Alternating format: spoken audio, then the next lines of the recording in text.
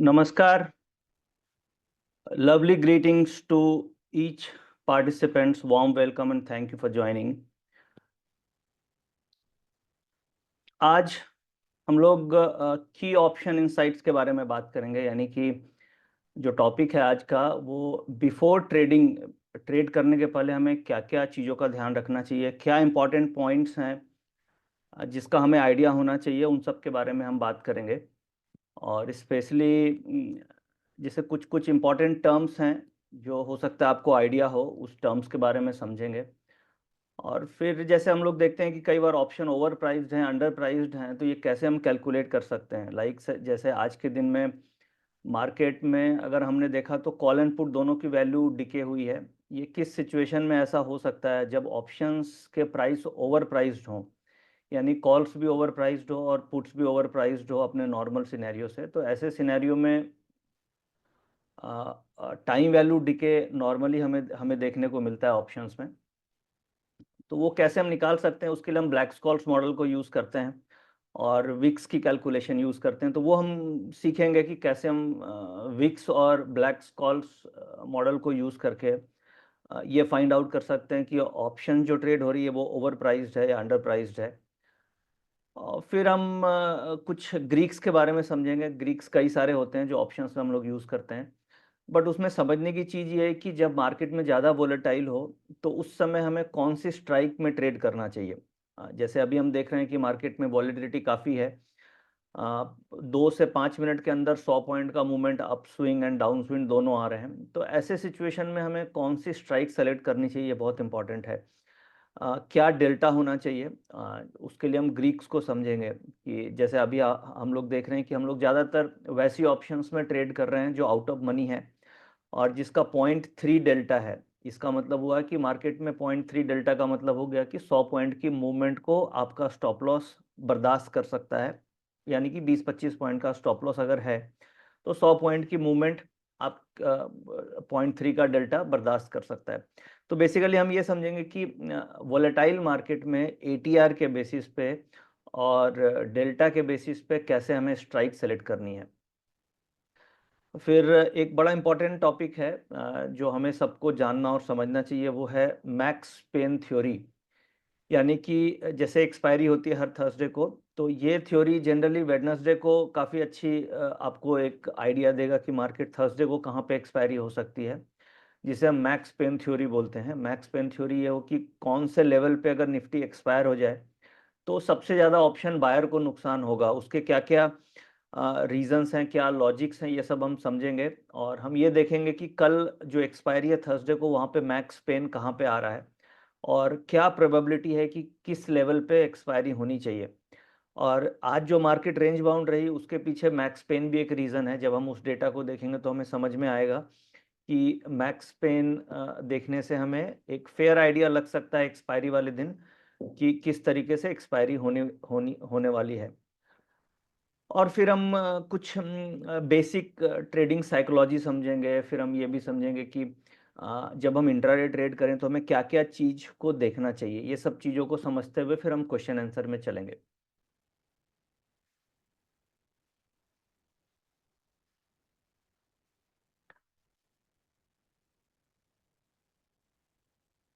तो जैसे हम सबसे फर्स्ट कवर करेंगे कुछ बेसिक, बिल्कुल बेसिक अंडरस्टैंड ऑप्शन टर्मिनोलॉजी, जो हो सकता है आइडिया हो, बट ये फटाफट हम कंप्लीट करेंगे। फिर ऑप्शन प्राइसिंग पे हम बात करेंगे जिसमें हम ब्लैक स्कॉल्स मॉडल यूज़ करेंगे। हाँ, इफेक्टिव ट्रेडिंग स्ट्रेटजीज क्या क्या हो सकती है। वैसे तो स्ट्रेटजीज बहुत सारी होती है, बट क्या कॉमन स्ट्रेटजीज है जो आप फॉलो कर सकते हैं बेस्ड ऑन वेरियस डायरेक्शन। यानी अगर आप डायरेक्शनल ट्रेडिंग कर रहे हैं तो क्या करना चाहिए, अगर आप वॉलेटिलिटी के लिए प्ले कर रहे हैं तो क्या करना चाहिए, साइडवेज मार्केट है तो क्या करना चाहिए, और अगर आपको मार्केट में इनकम जनरेट करनी है तो क्या करना चाहिए। इनकम का मतलब जैसे covered call writing, option writing, इस तरीके से इनकम स्ट्रेटजीज क्या हो सकती है। वो तो वेरियस स्ट्रेटजीज के बारे में थोड़ा समझेंगे।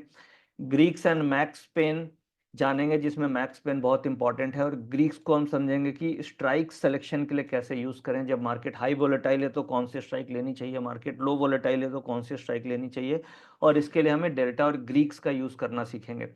पॉइंट नंबर 5 में हम मार्केट एनालिसिस के बारे में समझेंगे कि जब मैं मार्केट एनालिसिस करता हूं तो क्या क्या इंपॉर्टेंट पॉइंट्स हैं जो ऑलवेज आपके स्क्रीन पे होने चाहिए या आपके नज़र में होना चाहिए। वो कुछ पॉइंट्स हैं जो हम डिस्कस करेंगे। एक ट्रेडिंग साइकोलॉजी, इसके ऊपर बड़ी सभी को दिक्कत आती है कि ट्रेड लेने के बाद ट्रेड को मैनेज कैसे किया जाए।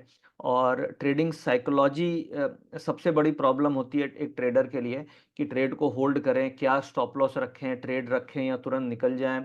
कई बार ट्रेड लेने के बाद एक फियर फैक्टर क्रिएट होने लगता है तुरंत ट्रेड लेते ही कि कहीं ये ट्रेड रिवर्स नहीं चला जाए, स्टॉप लॉस नहीं उठ जाए। तो उसे कैसे हम कंट्रोल कर सकते हैं और क्या क्या फैक्टर्स अगर हम यूज़ करेंगे तो हम अपनी ट्रेडिंग की जो बैड साइकोलॉजी है, जो फियर वाली साइकोलॉजी है या ग्रीड वाली साइकोलॉजी है, उसको कैसे कंट्रोल कर सकते हैं। कुछ पॉइंटर्स हैं जो मैंने अपने एक्सपीरियंस से सीखा है, वो मैं आपके साथ शेयर करूंगा। और फिर क्या क्या टूल्स यूज किया जा सकता है ट्रेडिंग में, इन सब के बारे में हम बात करेंगे।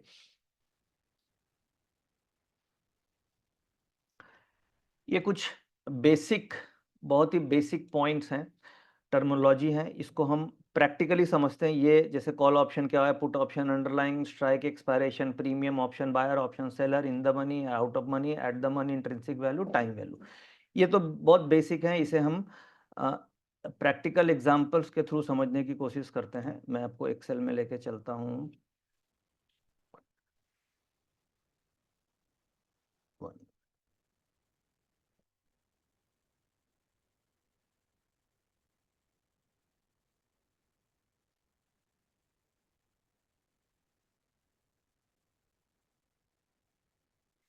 ये देखिए, मैंने आपके सामने ऑप्शन चेन का डेटा खोला है। ये एनएससी के वेबसाइट से भी आप देख सकते हैं, बट सिंपल एक हम कुछ टर्म्स प्रैक्टिकली समझने के लिए ये मैंने आपके सामने ये खोला है। और इसमें जैसे ये ऑप्शन चेन में हम देख पा रहे हैं कि यहाँ पे ये स्ट्राइक्स आ रही हैं, ये मंथ जो भी स्ट्राइक्स आ रही हैं।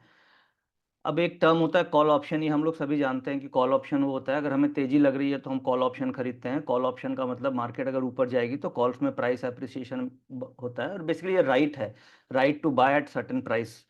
सिंपल है, सभी लोग, मुझे ऐसा लगता है कि आइडिया होगा। Call option basically different strikes होती है हमारे पास, और एक पुट ऑप्शंस होती है जिसे हम मंदी के लिए यूज़ करते हैं। अगर मार्केट में लग रहा है कि मंदी आएगी तो हम पुट ऑप्शन पे बेट करते हैं एज अ बायर, और मार्केट में लग रहा है तेजी आएगी तो हम कॉल ऑप्शन पे बेट करते हैं as a buyer of option.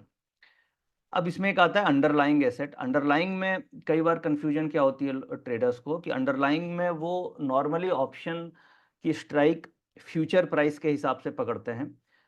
Generally option हमें ट्रेड करना चाहिए स्पॉट को देखते हुए, यानी कि स्पॉट किस लेवल पे ट्रेड कर रहा है, क्योंकि जो एक्सपायरी कटेगी कल, अगर एक्सपायरी कटती है तो कल स्पॉट लेवल जहां पे भी क्लोज होगा उसके हिसाब से एक्सपायरी कटेगी। और फ्यूचर में क्या होगा कि प्रीमियम आपको ऑलवेज दिखेंगे कि फ्यूचर में अभी जैसे 125 120 पॉइंट का प्रीमियम है, अब अगले वीक वाली जो एक्सपायरी है वो आपको उसमें प्रीमियम्स काफ़ी दिख रहे होंगे। रीज़न ये है कि उसमें फ्यूचर्स में प्रीमियम है, और जो कॉल ऑप्शन है वो एक्सपायर होगी अगले वीक वाली या कल वाली भी, वो स्पॉट से होगी। तो ये जो डिफरेंस है, ये प्रीमियम डिके हो जाता है ड्यूरिंग 4-5 डेज। तो हमें ये बड़ा कॉशियसली ध्यान रखना होता है कि ऑप्शंस के प्रीमियम किस तरीके से फ्लक्चुएट, फ्यूचर्स के प्रीमियम किस तरीके से मूव कर रहे हैं। फ्यूचर जो निफ्टी स्पॉट लेवल है, निफ्टी स्पॉट लेवल जैसे आज आप देखिएगा तो 24,467 के आसपास बंद हुआ है। और अगर हम फ्यूचर देखेंगे तो फ्यूचर करीब 125 130 पॉइंट ऊपर ट्रेड हो रहा है। तो हमें जो अंडरलाइंग एसेट है, अंडरलाइंग एसेट का मतलब हो गया, ये टर्म है जो हमें हमें समझना चाहिए। अंडरलाइंग एसेट का मतलब हमारे लिए, अगर हम निफ्टी ऑप्शन ट्रेड कर रहे हैं तो Nifty spot is a underlying price.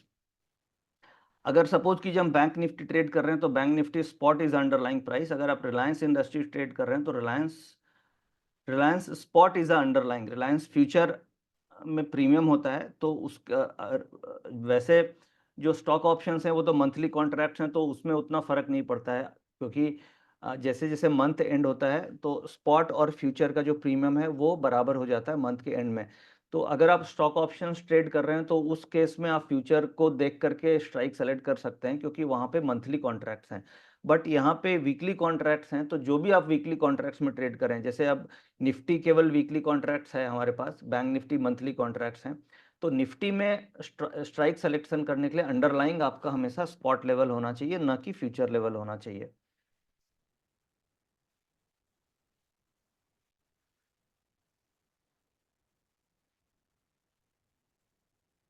अब जैसे स्ट्राइक प्राइस है, ये स्ट्राइक प्राइस जैसे हम देखते हैं कि कॉल्स एंड पुट्स होती है, अलग अलग स्ट्राइक्स होती है, तो इसे स्ट्राइक प्राइस बोलते हैं। एक्सपायरेशन डेट हम सभी जानते हैं कि एक्सपायरेशन डेट जैसे हर थर्सडे को अभी एक्सपायरी होती है निफ्टी की, और मंथली एक्सपायरी लास्ट थर्सडे को होती है, तो जो भी डेट होती है उसे हम एक्सपायरेशन डेट बोलते हैं।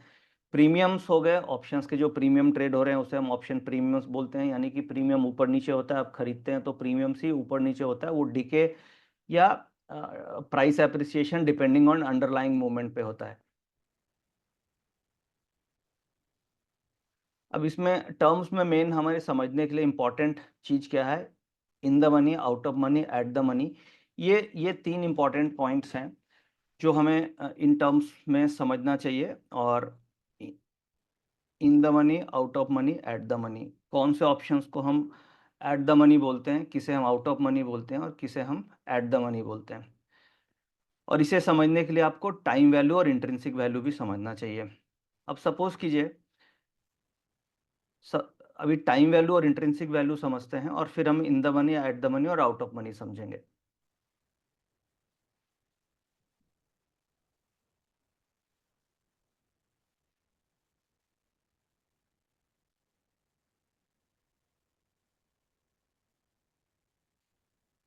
अब जैसे ये ऑप्शन चेन हम देख रहे हैं, अभी मार्केट का जो स्पॉट लेवल है ये अभी 24,450 के आसपास है। 24,500 की जो कॉल ऑप्शन है, 24,500 की जो कॉल ऑप्शन है, इसमें ये जो प्रीमियम है ये 97 रुपीज़ का प्रीमियम है जो कल एक्सपायरी हो जाएगी। अगर मार्केट 24,500 के नीचे एक्सपायर होती है, या जो अभी का लेवल है 24,467 स्पॉट लेवल है, तो वैसे देखा जाए तो ये पूरा का पूरा 97 पॉइंट्स टाइम वैल्यू है इसमें, क्योंकि मार्केट की जो अंडरलाइंग प्राइस है, मार्केट की जो अंडरलाइंग है 24,467 निफ्टी स्पॉट लेवल, ये इस स्ट्राइक प्राइस से नीचे ट्रेड हो रही है, स्ट्राइक प्राइस से नीचे ट्रेड हो रही है। तो इसमें ये जो 97 पॉइंट है ये पूरी की पूरी टाइम वैल्यू है। जैसे हम लोग एक एग्जांपल लेते हैं चिप्स का, चिप्स के पैकेट आपने देखे होंगे, चिप्स के पैकेट में थोड़ी सी चिप्स होती है और बाकी पूरा एयर होता है, करेक्ट। तो उसी तरीके से जो ऑप्शंस का प्रीमियम होता है, ऑप्शन के प्रीमियम में अगर मार्केट अंडरलाइंग से ऊपर की स्ट्राइक है तो उसमें पूरा का पूरा एयर ही है, क्योंकि वो टाइम वैल्यू है। और अगर एट द मनी में आते हैं, सपोज कीजिए 450 की स्ट्राइक अगर आप देखिएगा, इसे हम बोलेंगे एट द मनी, क्योंकि ये स्पॉट लेवल से के आसपास है, इसे हम एट द मनी बोलते हैं। तो अब हमें अगर इसमें निकालना इंट्रिंसिक वैल्यू कितनी है या टाइम वैल्यू कितनी है, तो जो स्ट्राइक प्राइस है माइनस स्पॉट प्राइस, तो डिफरेंस आप देखेंगे तो 17 रुपीज का डिफरेंस है, यानी कि 24,467 रुपया स्पॉट प्राइस है और 24,450 स्ट्राइक प्राइस है। तो इन दोनों के डिफरेंस देखिएगा तो 17 पॉइंट्स का डिफरेंस है। This is called intrinsic value. ये इसलिए इंट्रिंसिक वैल्यू बोलते हैं क्योंकि ये इन द मनी है 17 पॉइंट्स है, और बाकी 122 रुपए के प्रीमियम में अगर आप 17 रुपया घटा दें तो जो भी 102, 104, 3-4 रुपया जो भी बच रहे हैं वो सारा का सारा टाइम वैल्यू है। यानी कि एक दिन मार्केट बचा हुआ है कल एक्सपायरी को, और आपके पास टाइम वैल्यू एक एक स्ट्राइक में 100-125 रुपए के आसपास है, तो ये काफ़ी हैवी टाइम वैल्यू है। और इतनी ज़्यादा टाइम वैल्यू होने के कारण ही आज के दिन में मार्केट अगर आप देखेंगे तो साइडवेज रही, और इनफैक्ट कॉल्स और पुट्स दोनों के प्रीमियम डिके हुए और मार्केट ऊपर नीचे वोलेटाइल थी, बट अल्टीमेटली न कॉल बायर को कल से, जो राइटर है वो कल से आज की अगर आप क्लोजिंग देखें तो कॉल्स भी टूटी है और पुट्स भी टूटी हैं। अब ये ओवर प्राइस्ड है कि अंडर प्राइस्ड है, इसे हम आइडेंटिफाई करना आगे सीखेंगे ब्लैक स्कॉल्स मॉडल के थ्रू, कि कैसे हम फाइंड आउट करें कि ऑप्शंस ओवर प्राइस्ड है या अंडर प्राइस्ड है। बट अभी एक बेसिक हमें ये समझ में आ गया कि इंट्रिंसिक वैल्यू क्या होती है और टाइम वैल्यू क्या होती है। इंट्रिंसिक वैल्यू स्पॉट माइनस जो आपकी स्ट्राइक प्राइस है, अगर वो इन द मनी है यानी कि स्ट्राइक प्राइस आपकी स्पॉट लेवल से ऊपर है, तो उस केस में वहां पे इंट्रिंसिक वैल्यू हमें मिलेगी, और बाकी जो भी होगा टाइम वैल्यू होगा। अब इन the money, at the money, out of money, ये 24,450 की कॉल ऑप्शन, इसे हम इन द मनी, इसे एट द मनी बोलेंगे। और 24,500, 550 और 600 ये जो भी ऊपर की कॉल ऑप्शन है इसे आउट ऑफ मनी बोलेंगे। आउट ऑफ मनी इसलिए बोलेंगे क्योंकि इसमें सारी की सारी टाइम वैल्यू है। और इन the money, in the money वो होगी जैसे 24,400, 24,300, 24,200, वो इन द मनी, और कभी कभी आपने सुना होगा कि डीप इन द मनी भी बोलते हैं। तो जितनी ज़्यादा अंदर जाएंगे, जितनी ज़्यादा नीचे जाएंगे, जैसे 24,000 की कॉल ऑप्शन को हम डीप इन द मनी बोलेंगे, क्योंकि उसमें काफ़ी ज़्यादा इंट्रिंसिक वैल्यू है और टाइम वैल्यू कम है। जितनी ज़्यादा इंट्रिंसिक वैल्यू होगी उतनी वो डीप इन द मनी बोली जाएगी, और जितनी कम टाइम इंट्रिंसिक वैल्यू होगी उतनी वो एट द मनी के आसपास हो जाएगी। और अगर टाइम वैल्यू, उसमें इंट्रिंसिक वैल्यू नहीं होगी, तो वो पूरी की पूरी टाइम वैल्यू होगी, तो वो आउट ऑफ मनी बोली जाती है। तो ये बेसिकली सिंपल टर्म्स हैं, इन the money, out of money, at the money. अब इसमें ट्रेडिंग कैसे करनी है वो इम्पॉर्टेंट है, कि क्या क्या लॉजिक्स हमें यूज़ करना चाहिए ट्रेडिंग करने के लिए। तो स्ट्राइक सिलेक्शन पे अब आगे हम चलते हैं, और हम ये समझते हैं कि कैसे हम फाइंड आउट करें कि ऑप्शंस ओवर प्राइस्ड हैं, अंडर प्राइस्ड हैं।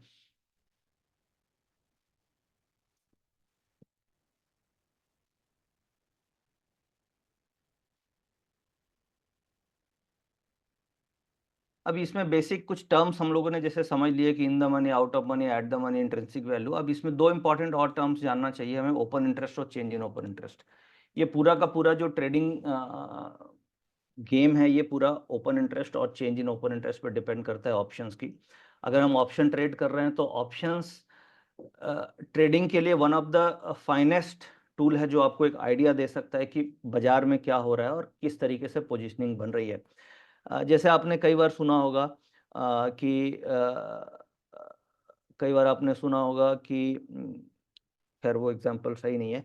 जनरली क्या होता है, कॉन्ट्रा ओपिनियन पे हम लोग ट्रेड करते हैं, और चेंज इन ओपन इंटरेस्ट जो है वो आपको एक फेयर आइडिया देता है कि मार्केट में किस तरीके से पोजीशन बन रही है, और उस पोजीशन को देखते हुए हम ट्रेड लेने की कोशिश करते हैं। तो चेंज इन ओपन इंटरेस्ट ये हो गया कि आज के दिन में मार्केट में क्या नई इन्वेंट्री आई या गई है, उसे हम चेंज इन ओपन इंटरेस्ट बोलते हैं। जो भी नई पोजीशंस बनेगी वो चेंज इन ओपन इंटरेस्ट के अंतर्गत आ जाएगी। तो ये इंट्राडे के लिए आपको चेंज इन ओपन इंटरेस्ट जानना बहुत ज़रूरी है। और इसके इम्बैलेंस पे हम ट्रेड करते हैं, कि अगर सपोज कीजिए चेंज इन ओपन इंटरेस्ट ज़्यादा कॉल्स में हो रहा है, तो हम पुट्स के साइड फोकस करते हैं, और वही that is called PCR ratio. PCR ratio उसी तरीके से निकलता है, पुट का change in open interest divided buy calls का चेंज इन ओपन इंटरेस्ट। कई सारे वेबिनार्स ऑलरेडी हम लोगों ने पीसीआर पे कर रखे हैं, पीसीआर के रूल्स पे भी कर रखे हैं। तो अगर आपको नहीं आइडिया है तो आप पुराने वेबिनार्स को जाकर के देख सकते हैं। But PCR is simple change in open interest of puts और change in open interest calls, और इसके इम्बैलेंस पे बेसिकली फॉरकास्ट करते हैं। और अगर लास्ट 4-5 दिनों को देखेंगे, एक्सपायरी के बाद से, एक्सपायरी थर्सडे को हुई है, तो Friday Friday Monday, Tuesday, Wednesday है आज। तो ये 3-4 दिन में अप्रॉक्सीमेटली हर दिन पीसीआर ने एक्यूरेटली काम किया है। आज मार्केट में वॉलेटिलिटी थी, बट अल्टीमेटली अंडरटोन पॉजिटिव था, पीसीआर भी पॉजिटिव था। कल अगर आप देखेंगे तो कल भी पीसीआर के हिसाब से आपको बाइंग अपॉर्चुनिटी मिली है, मंडे को भी मिली है और फ्राइडे को भी मिली है। तो इस वीक में करीब करीब 80-90% एक्यूरेसी पीसीआर की आई है। अगर आप लास्ट 6 महीने को भी बैक टेस्ट करेंगे तो आपको कम से कम 70% की एक्यूरेसी पीसीआर में मिलेगी। अब उसमें है कि एंट्री आप कहाँ पे करते हैं वो इंपॉर्टेंट है, बट एक्यूरेसी पीसीआर की आज के दिन भी वैसी ही है जैसे कि इसकी 3-4 साल पहले थी। तो इसमें कोई शक नहीं है कि पीसीआर आपको एक्यूरेसी नहीं दे रहा है। पीसीआर की एक्यूरेसी आज भी उतनी ही है जितनी कि आज से 3 साल पहले इसकी एक्यूरेसी हुआ करती थी। अब हम ऑप्शन वैल्यूएशन में चलते हैं, और ऑप्शन को कैसे हम वैल्यू करें वो समझते हैं। तो ये बेसिकली इम्बैलेंस है, जो जिसके बेसिस पे हम ऑप्शंस के डायरेक्शन को फोरकास्ट करते हैं। इसी स्क्रीन में क्या क्या है मैं आपको एक बार दिखा देता हूँ, जो आप ट्रैक कर सकते हैं अपने पास भी। एक तो स्ट्राइक प्राइस हम लोग यूज़ करते हैं, दूसरा एलटीपी हो गई, तीसरा ओपन इंटरेस्ट पे फोकस रहता है, चेंज इन ओपन इंटरेस्ट है। और ये पीसीआर, ये पीसीआर जो है, दो पीसीआर आप देख रहे होंगे, एक पीसीआर का कॉलम ए एक्स कॉलम है और एक ए जेड कॉलम है। तो ये बेसिकली ओपन इंटरेस्ट का एक पीसीआर है और एक चेंज इन ओपन इंटरेस्ट का पीसीआर है। यानी कि अगर आप देखेंगे तो जो पीसीआर, ये जो ए एक्स कॉलम है, ए एक्स कॉलम में 24,500 पे 1.13 आ रहा है पीसीआर। यानी कि जो ओपन इंटरेस्ट है वो बेसिकली ये बोल रहा है कि 500 के आसपास सपोर्ट लेवल मार्केट में हो सकता है। इस तरीके से ये पीसीआर में हमें इंडिकेशन मिल रहा है। और उसके नीचे अगर आप देखते हैं तो 24,450 पे और स्ट्रॉन्ग सपोर्ट दिख रहा है। 24,450 के आसपास ओआई है, करीब 34 लाख। और ये चेंज इन ओपन इंटरेस्ट, ये एक मिनट, बड़ा है यहाँ पे, this PCR would be this divided by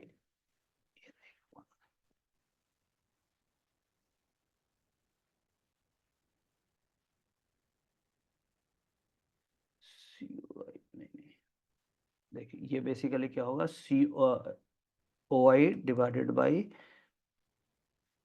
OI।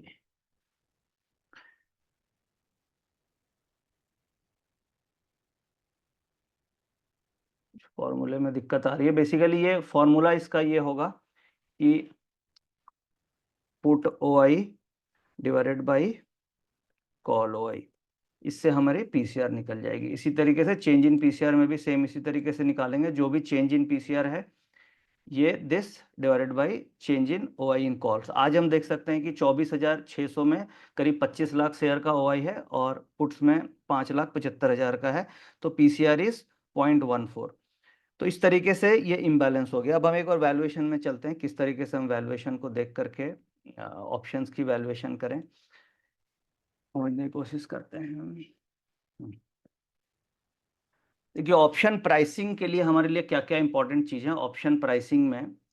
जैसे हम लोग कई बार बात करते हैं कि ऑप्शन ओवर वैल्यूड है, अंडर वैल्यूड है, प्राइस अभी ज़्यादा है, तो उसके लिए ऑप्शन प्राइसिंग के लिए क्या क्या इंपॉर्टेंट फैक्टर है। एक तो आपके पास अंडरलाइंग का, अंडरलाइंग इंपॉर्टेंट है, अंडरलाइंग का मतलब हो गया स्पॉट लेवल, और दूसरा स्ट्राइक प्राइस आपको आइडिया होना चाहिए जिससे हम ब्लैक स्कॉल्स मॉडल में यूज़ करेंगे।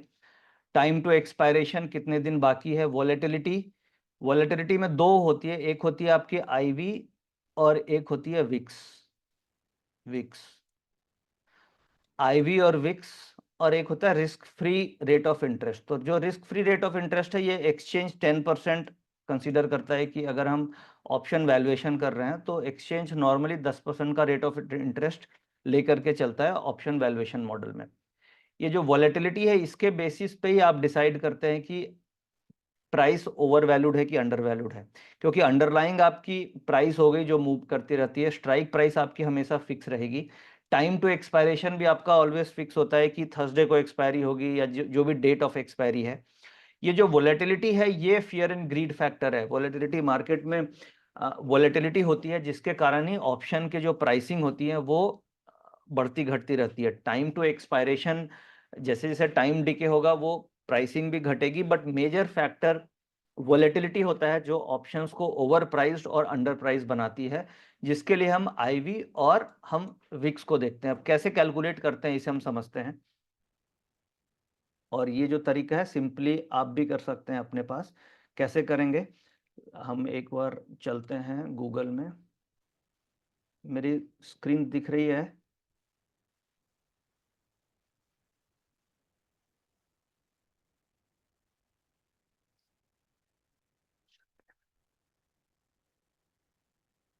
Let's go to Google. हाँ, अब यहाँ पे मैंने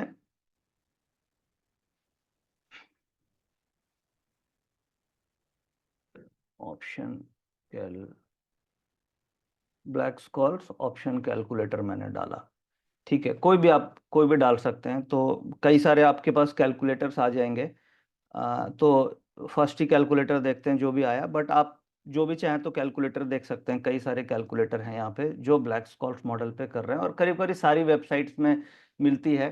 जैसे एसएमसी की वेबसाइट में ब्लैक स्कॉल्स मॉडल है, जीरोधा में भी मिलेगा आपको, माई स्टॉक ऑप्शंस भी है, कोई भी वेबसाइट में आपको ब्लैक स्कॉल्स कैलकुलेटर मिलेगा। मेन हमें सीखना है कि ये कैसे काम करती है। तो जो फर्स्ट में जीरोधा है हम इसी पे चलते हैं, और ये देखिए black Scholes option pricing formula ये खुल गया। अब इसमें देखिए क्या क्या है, जैसे स्पॉट प्राइस है, तो स्पॉट प्राइस क्या बंद हुआ है आज। स्पॉट प्राइस सपोज कीजिए मुझे अभी निकालना है 24,500 की प्राइसिंग निकालनी है, और स्पॉट बंद हुआ है 24,470 रुपये। स्पॉट बंद हुआ है 24,470, ये बंद हुआ है हमारा। तो यहाँ पे स्पॉट लिख लेंगे। स्ट्राइक प्राइस, एक्सपायरी आप देख रहे हैं कि 12 तारीख को ये एक्सपायरी है, 5 तारीख को। ठीक है, वोलेटिलिटी ये फैक्टर हमें देना होगा, और इंटरेस्ट रेट यहाँ पे 7% आ रहा है, बट ये 10% हम कंसीडर करेंगे क्योंकि एक्सचेंज ये बोलती है कि जो भी हम आईवी कैलकुलेट करते हैं वो 10% इंटरेस्ट लेकर के चलते हैं। तो हम ये अब एक बार एनएससी की वेबसाइट में चलते हैं। NSC option chain data, option chain के डेटा में चलते हैं और वहाँ पे ये देखिए एनएससी की ऑप्शन चेन का डेटा खुल गया। ये आईवी आपको दिख रही होगी, आईवी दिख रही है, ये देखिए आईवी कॉल की और आईवी पुट की ये दिख रही है। अगर हम इसे स्क्रॉल डाउन करें नीचे तो हमें ये आईवी दिखेगी सारी स्ट्राइक्स की।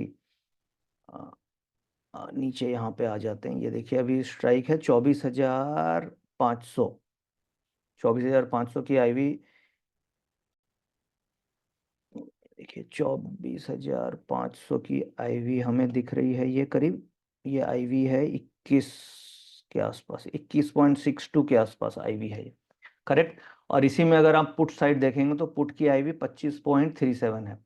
अब यहाँ पे एक चीज ये समझ लीजिए कि अगर आप ये कंपेयर करें कि पुट कॉस्टली है कि कॉल्स कॉस्टली है यहाँ पे, तो आज के हिसाब से पुट के प्राइसेस कंपैरेटिवली ज़्यादा हैं, ओवर प्राइस्ड हैं, एक तो कॉल्स के कंपैरिजन में। एक हो गया कि हम ओवरऑल ये पता करें कि ऑप्शन ओवर प्राइस्ड है कि अंडर प्राइस्ड है, और दूसरा हो गया कि ये हम पता करें कि अभी के समय में जो ओवर प्राइसिंग किधर ज़्यादा है, कॉल्स के साइड है या पुट्स के साइड है। तो अभी हम ये देख रहे हैं कि अगर दोनों के बीच में कंपेयर करेंगे तो ये पुट्स है, पुट्स में आईवी आपको ज़्यादा दिख रही है। तो अगर ऑप्शन राइटर है अगर, तो उसके ख्याल से देखेंगे तो ऑप्शन पुट बेचना उसके लिए ज़्यादा प्रीमियम, ज़्यादा फायदेमंद है, क्योंकि यहाँ पे ऑप्शन कॉस्टली बिक रही है। तो एक तो ये हो गया। तो अभी हम ये समझते हैं कि 24,500 की जो आईवी है वो 21.62 है, 21.62। अब हमें इसमें ये देखना होगा कि हमारी विक्स कितनी चल रही है, विक्स कितनी चल रही है, क्योंकि जब हम ऑप्शन कैलकुलेटर से ऑप्शन प्राइसिंग निकालते हैं तो हमें ये आइडिया होना चाहिए कि हमारा विक्स कितना है। और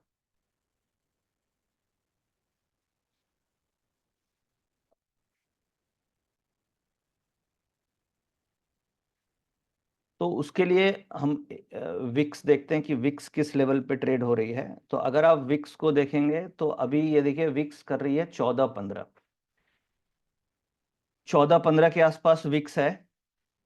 और आपकी जो ऑप्शंस की आईवी है वो करीब करीब अगर अभी आपने देखा तो 21.62 के आसपास है, यानी विक्स से करीब 6-7% ऊपर चल रही है। नॉर्मली अगर आप देखेंगे तो ये 3 से 4% नॉर्मली विक्स से डिफरेंस आपको आईवी में मिलेगा। तो अब इसकी फेयर प्राइसिंग क्या होनी चाहिए, ये हम समझते हैं कि इसकी प्राइसिंग, फेयर प्राइसिंग क्या होनी चाहिए। जैसे अभी हम ऑप्शन कैलकुलेटर समझ रहे थे और फेयर प्राइसिंग क्या होनी चाहिए ये हम समझने की कोशिश करते हैं। ऑप्शन चेन, वापस से जीरोधा का जो ऑप्शन कैलकुलेटर है इसमें हम लोग आ गए। और देखिए स्पॉट प्राइस जो है आपकी वो 24,470 है। 24 स्पॉट प्राइस 24,467 है, 24,467। स्ट्राइक प्राइस हम 24,500 की कॉल ऑप्शन का प्राइस कैलकुलेट करने की कोशिश कर रहे हैं। विक्स 14 है, तो आप ये मान के चलिए कि करीब करीब 18 के आसपास की फेयर प्राइसिंग होनी चाहिए। 10% इंटरेस्ट रेट हो गया। अगर मैं इसे कैलकुलेट करता हूँ तो ये करीब 80 रुपीज़ के आसपास इसका प्रीमियम होना चाहिए। अगर आप ये देखते हैं 24,500 की कॉल ऑप्शन का, जो इसका एक्चुअल प्राइस 85 के आसपास होना चाहिए। अगर इससे ऊपर है तो इसे आप ओवर प्राइस्ड बोल सकते हैं। अब मैंने विक्स से 3 ऊपर इसलिए लिया क्योंकि वो भी स्टैंडर्ड डेविएशन पे डिपेंड करता है कि विक्स का आप generally 2 standard deviation, 2.5 standard deviation ले सकते हैं कि उतना दूर आईवी ट्रेड करेगी। बट अगर उससे ज़्यादा स्टैंडर्ड डेविएशन पे ट्रेड कर रहा है 4-5, तो वो ओवर प्राइस्ड है, वो फार फ्रॉम मीन होगी, तो वो वापस मीन के आसपास आएगी। तो बेसिकली अभी आप देखेंगे तो जो पुट की आईवी हमने देखी थी वो कितनी थी, पुट की आईवी 25 के आसपास थी, और कॉल की आईवी हमने देखी वो 21-22 के आसपास थी। तो इसका जो फेयर प्राइस होना चाहिए वो 80 रुपए के आसपास होना चाहिए। और अभी है कितना प्राइस वो हम देख लेते हैं एक बार। अभी जो प्राइस है इसका, अगर आप देखते हैं प्राइस, आज की जो क्लोजिंग प्राइस है वो आप देख पा रहे हैं 24,500 की जो प्राइस है वो 97 रुपीज़ आज की क्लोजिंग प्राइस है, और इसका फेयर प्राइस होना चाहिए 80 के आसपास, तो 80 के आसपास होना चाहिए। तो ये करीब 20 रुपए के आसपास ओवर प्राइस्ड प्रीमियम है। और इस तरीके से पुट का देखेंगे तो आपकी 24,500 की जो पुट ऑप्शन है, इसका आज का क्लोजिंग प्राइस 142 रुपया है, और इसकी जो फेयर प्राइस होनी चाहिए वो कितनी होनी चाहिए, वो हम ऑप्शन कैलकुलेटर से देखते हैं, तो उसकी प्राइसिंग पुट ऑप्शन की 105 के आसपास होनी चाहिए, जो 142 के आसपास है। तो अब यहाँ पे अपॉर्चुनिटी ऑप्शन राइटर के लिए आ जाती है, और ऑप्शन बायर के लिए ये रिस्की सिचुएशन है, क्योंकि ऑप्शन बायर, अगर सपोज कीजिए आप मार्केट से कोई चीज़ ऑलरेडी कॉस्टली खरीदते हैं, और एक तो टाइम वैल्यू भी है उसमें, और ऊपर से आप कॉस्टली खरीदेंगे, तो टाइम वैल्यू से ऊपर जो कॉस्टली पार्ट है वो आपका ओवरनाइट इवोपरेट कर जाएगा, यानी वो आपका बाइंग करते ही नुकसान है। सपोज कीजिए आपने कोई प्रॉपर्टी खरीदी, और उस प्रॉपर्टी की कीमत मान लीजिए 50 लाख है, और आपने उसको ऑलरेडी करीब 60-65 लाख में खरीद लिया, तो फिर अगर आप उसको 3 महीने बाद भी सेल करेंगे, तो उसका ऑलरेडी प्राइस 6-7 लाख रुपए डेप्रिसिएट कर चुका होगा आपकी बाइंग प्राइस से। तो बेसिकली वही सेम चीज़ हो गई कि आप वैसी ऑप्शंस खरीदते हैं जो ओवर प्राइस्ड है, तो आपके बाइंग प्राइस से ऑलरेडी वो इन्फ्लेटेड है, तो उसमें आपको बहुत ज़्यादा प्रॉफिट मिलने के चांसेस नहीं होते हैं बायर पॉइंट ऑफ व्यू से। अब जो सेलर है, जो ऑप्शन राइटर है, वो इसका बेनिफिट उठाता है, और कॉस्टली ऑप्शंस को वो राइट करते हैं, और उसको वो हेजिंग कर लेते हैं निफ्टी फ्यूचर से। जैसे निफ्टी फ्यूचर, स्पॉट और फ्यूचर का प्रीमियम ऊपर नीचे होता है, वो इसी रीजन से होता है क्योंकि एक्सपायरी के दिन आप देखिएगा कि जो अगर हमें प्रीमियम खाना होगा, तो जो स्पॉट और फ्यूचर का जो प्रीमियम होगा वो श्रिंक कर जाएगा। उससे क्या होगा कि प्रीमियम डीके हो जाएगी कॉल्स वगैरह की। तो इस तरीके से आप कैलकुलेट कर सकते हैं कि जो ऑप्शंस मार्केट में ट्रेड हो रही है वो कितनी ज़्यादा ओवर प्राइस्ड है। सिंपल इसका रूल यही है कि जो भी विक्स ट्रेड हो रही है, विक्स जैसे अभी हम लोगों ने देखा कि विक्स ट्रेड हो रही है करीब 15 के आसपास, 14.5-15 के आसपास विक्स है। और विक्स आपको कहाँ मिलेगी? एनएससी की वेबसाइट में ऊपर में देखिएगा तो विक्स आती है वहाँ पे विक्स, या विक्स आप गूगल में करेंगे तो विक्स आपको मिल जाएगी। ये जो ऑप्शन कैलकुलेटर है, कोई भी कैलकुलेटर यूज कर सकते हैं आप, एसएमसी, जीरोधा, एनी सारे ब्रोकिंग हाउस के वेबसाइट पे कैलकुलेटर मिलेगा आपको। और इसमें स्पॉट प्राइस डालना है, सिंपल, जो भी स्पॉट प्राइस ट्रेड हो रहा है। फ्यूचर नहीं डालना है, स्पॉट डालना है, क्योंकि एक्सपायरी स्पॉट से होती है। अब आप स्ट्राइक प्राइस, जो स्ट्राइक प्राइस का कैलकुलेट करना चाह रहे हैं, सपोज आप 24,600 का करना चाह रहे हैं, तो वो स्ट्राइक प्राइस आप यहाँ पे डाल दीजिए। सपोज मैंने 24,600 डाली, एक्सपायरेशन ये अपने आप उठा लेगा सारे ब्लैक स्कॉल्स मॉडल। और वॉलेटिलिटी फैक्टर आपको डालना है। इंटरेस्ट रेट हमेशा आपकी 10% रहेगी, क्योंकि एनएससी की वेबसाइट अगर आप देखेंगे ऑप्शन चेन में, तो नीचे लिखा है उसमें कि हम इंटरेस्ट रेट 10% कैलकुलेट करते हैं, और उसके हिसाब से ही आईवी को लेकर के चलते हैं। क्योंकि नॉर्मली बैंक का एफडी रेट 7-7.25% है, और तो 10% एनएससी लेकर के चलती है। और जो स्टैंडर्ड डेविएशन विक्स का 2.5 से 3 स्टैंडर्ड डेविएशन आप ऐड कर दो, और उसके बाहर अगर आईवी ट्रेड हो रही है, तो जनरली हम उसे ओवर वैल्यूड लेकर के चलते हैं। तो अभी मैंने ये 18 लिया, 18, ये मान लीजिए अगर कोई इवेंट है, कई बार इवेंट होगा, तो आप उसे इवेंट को डिस्काउंट कर सकते हैं, उसमें हायर स्टैंडर्ड डेविएशन ले लीजिए। मान लीजिए आरबीआई की पॉलिसी है, बट आरबीआई की पॉलिसी तो अगले वीक है, इस वीक में, कल एक्सपायरी में नहीं है, तो ये हम डिस्काउंट नहीं कर सकते। बट अगर अगले वीक की आप कैलकुलेट करेंगे, तो उस केस में आप, ठीक है, 19 की ये ले लीजिए वॉलिडिटी। तो validity depending on the event आप इसे ऊपर नीचे कर सकते हैं। बट अगर उससे भी बहुत ज्यादा ऊपर दिख रही है, तो इसका मतलब वो ओवर प्राइस या अंडर प्राइसिंग, इस तरीके से हम निकाल सकते हैं। जैसे अभी देखिए 24,600 की जो कॉल ऑप्शन है, 19 के विक्स पे मैंने निकाली, तो ये 46 रुपए के आसपास की कॉस्टिंग होनी चाहिए 24,600 की जो कॉल ऑप्शन है। और 24,600 की कॉल ऑप्शन का अगर आप प्राइस देखिएगा, तो 24,600 की कॉल ऑप्शन का प्राइस, जो आज की क्लोजिंग प्राइस है, वो करीब करीब, वो कितनी है आज की?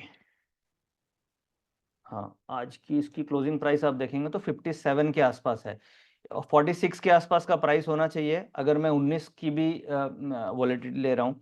तो ये ओवर प्राइस है करीब करीब 10-12 रुपये से, जो कल मार्केट, अगर कल मार्केट 30-40 पॉइंट ऊपर भी खुलेगी, तो भी ये प्रीमियम इसी लेवल पे रहेगा या इस लेवल से टूट जाएगा।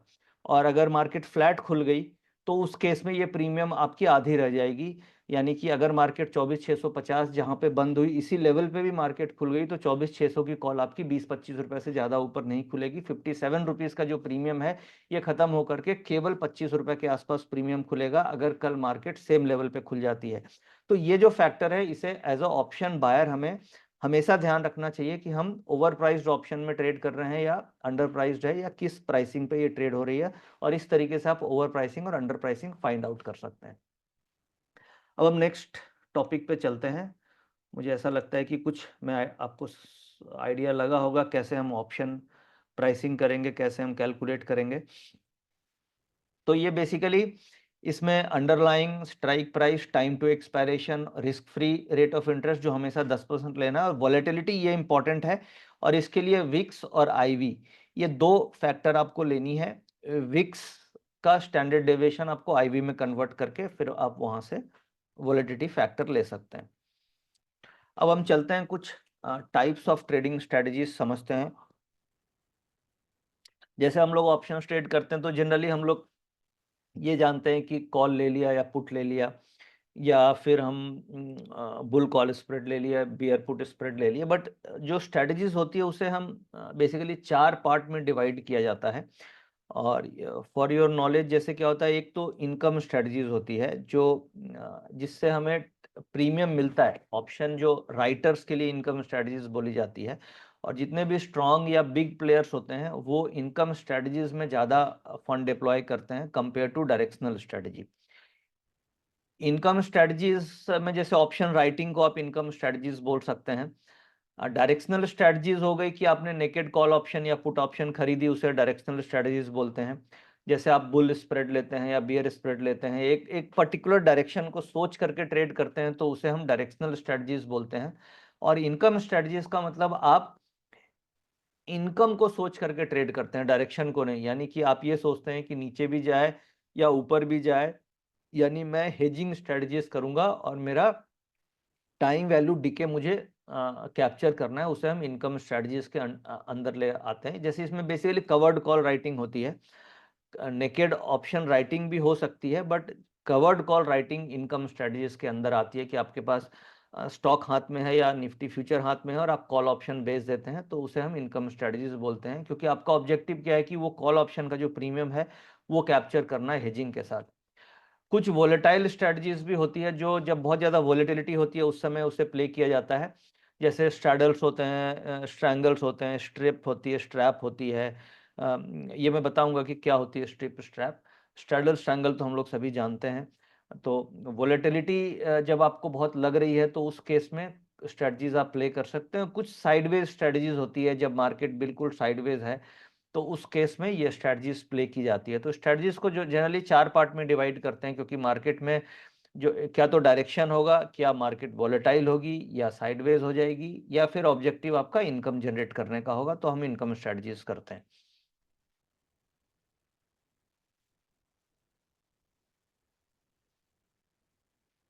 अब जैसे इनकम स्ट्रेटजीज में कई सारी स्ट्रेटजीज हो सकती है, बट जो मोस्ट कॉमन और प्रैक्टिकली यूज स्ट्रेटजीज है जो हम लोग लाइफ में, जैसे मैंने इन स्ट्रेटजीज को यूज किया है, तो मैं उन स्ट्रेटजीज के बारे में बात कर लेता हूँ। एक तो कवर्ड कॉल राइटिंग होती है। कवर्ड कॉल राइटिंग का मतलब आप कवर्ड हैं, यानी कि सपोज कीजिए मेरे पास रिलायंस का स्टॉक है और रिलायंस का स्टॉक मेरे पास पोर्टफोलियो में है, और मैंने क्या किया, जो करंट भाव है इससे 5% ऊपर की मैंने कॉल सेल कर दी, तो क्या होगा, ये कवर्ड हो गया। कि अगर ऊपर जाती है तो मेरा रिस्क नहीं है, 5% ऊपर चली गई तो मुझे रिलायंस में प्रॉफिट होगा और ये जो कॉल का प्रीमियम है ये खत्म हो जाएगा। बट अगर सपोज कि ये 10% ऊपर चली गई तो भी मैं कवर्ड हूँ, क्योंकि मेरे पास ऑलरेडी रिलायंस पोर्टफोलियो में मेरे पास होल्डिंग में है।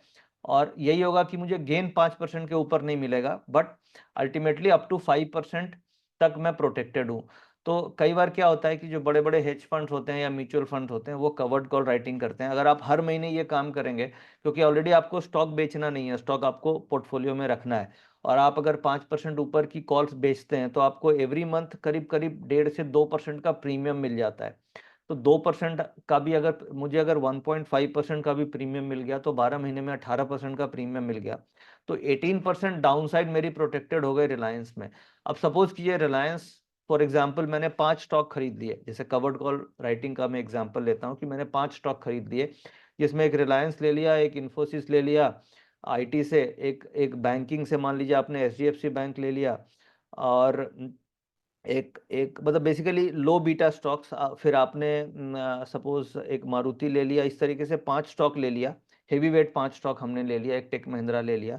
अब उसमें क्या किया कि वो 5 स्टॉक इतनी क्वांटिटी ली जो जिसका लॉट साइज फ्यूचर में बराबर हो, उतनी क्वांटिटी हमने ली, क्योंकि लॉट साइज उतना शेयर्स मेरे पास होना चाहिए जितना कि लॉट फ्यूचर में है। और एवरी मंथ इन 5 स्टॉक का मैं 4 से 5% ऊपर की कॉल राइट कर देता हूँ और स्टॉक में होल्ड करता हूँ अपने पोर्टफोलियो में। तो जनरली क्या होता है, बुल मार्केट में ये स्ट्रेटजी बहुत अच्छी काम करती है और निफ्टी को आउट परफॉर्म करती है। क्योंकि सपोज कीजिए ये स्टॉक, ऐसा तो होगा कि नहीं हर महीने ये 5-5% बढ़ जाएंगे, नहीं बढ़ेंगे, तो आपको क्या होगा, पूरे महीने में प्रीमियम 18 से 20% कवर्ड कॉल राइटिंग से मिल गया ऑप्शन में। और आपका अगर पोर्टफोलियो ये 5 स्टॉक का 10% भी ऊपर चला गया तो 10 और 18 28% का रिटर्न आ गया।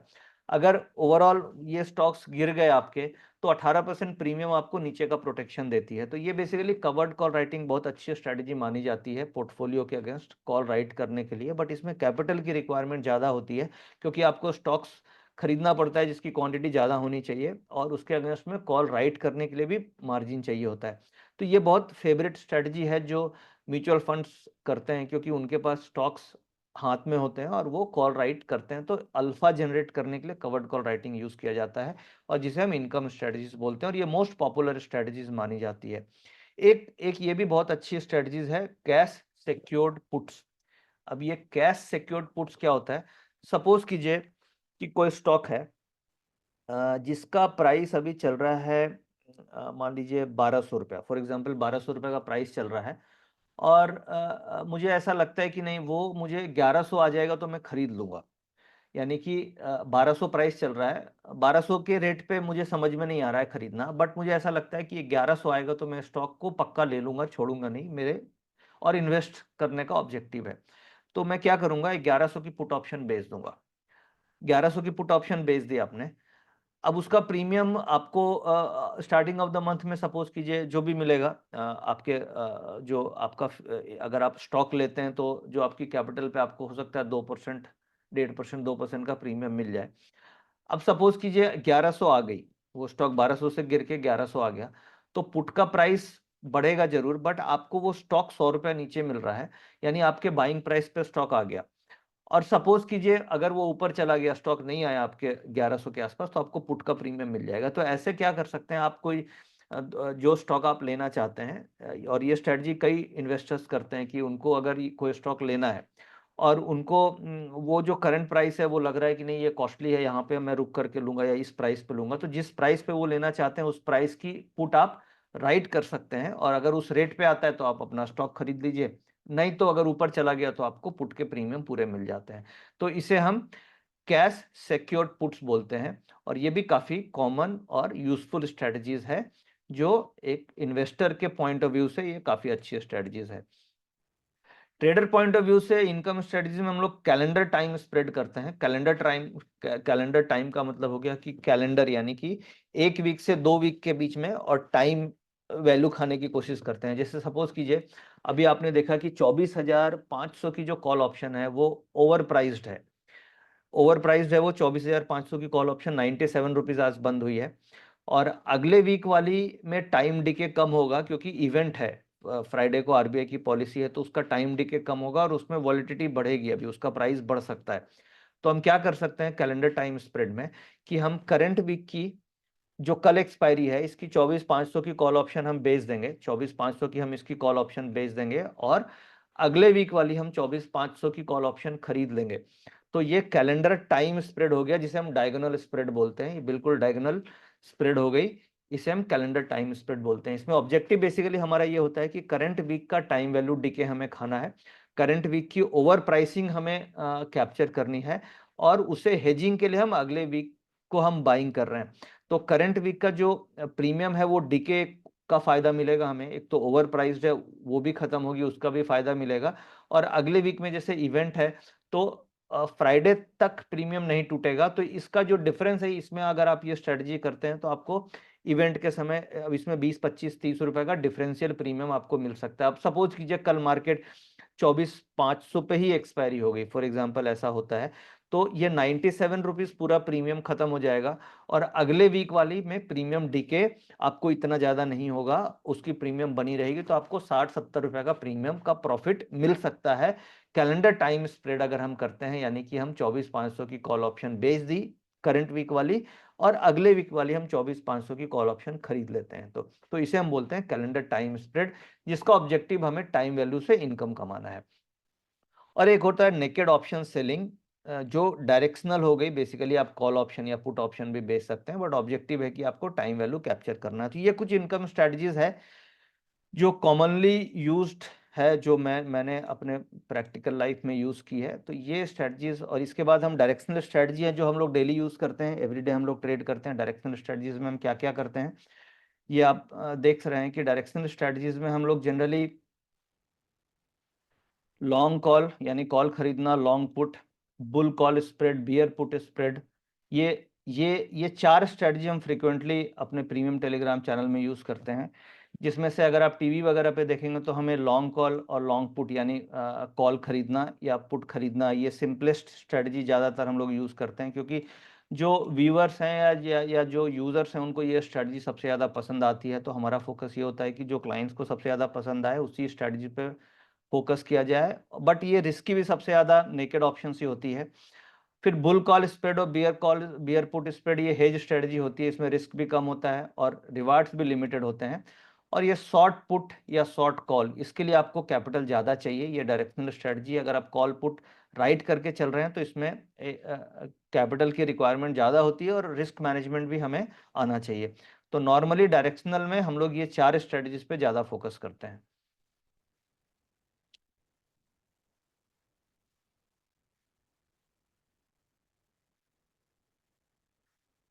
अब वोलेटिलिटी स्ट्रेटजीज में क्या क्या हो सकता है? वोलेटिलिटी स्ट्रेटजीज में long straddle, long strangle, butterfly strategies हो सकती है।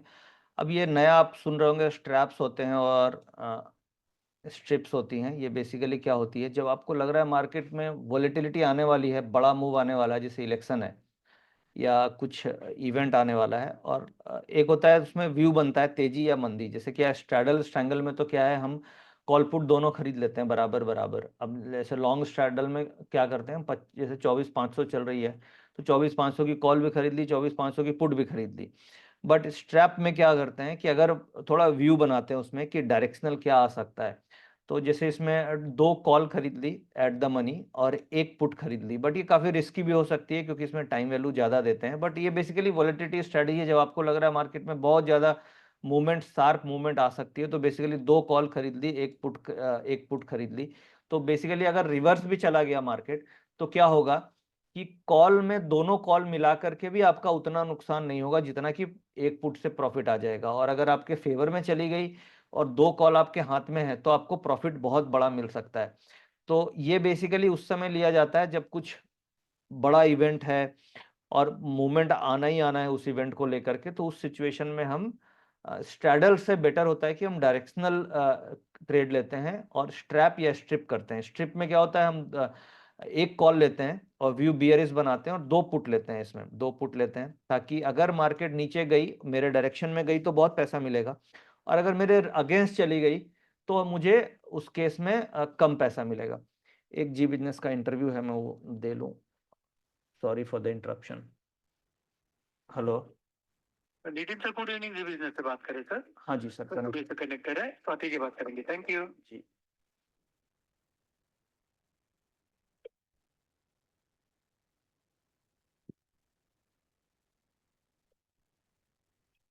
जैसे कैश मार्केट में खरीदारी का आंकड़ा मिलता है या बिकवाली का, साथ ही वायदा कारोबार में क्या कुछ वो करते हैं वो देखकर अभी बड़ा इंटरेस्टिंग होगा।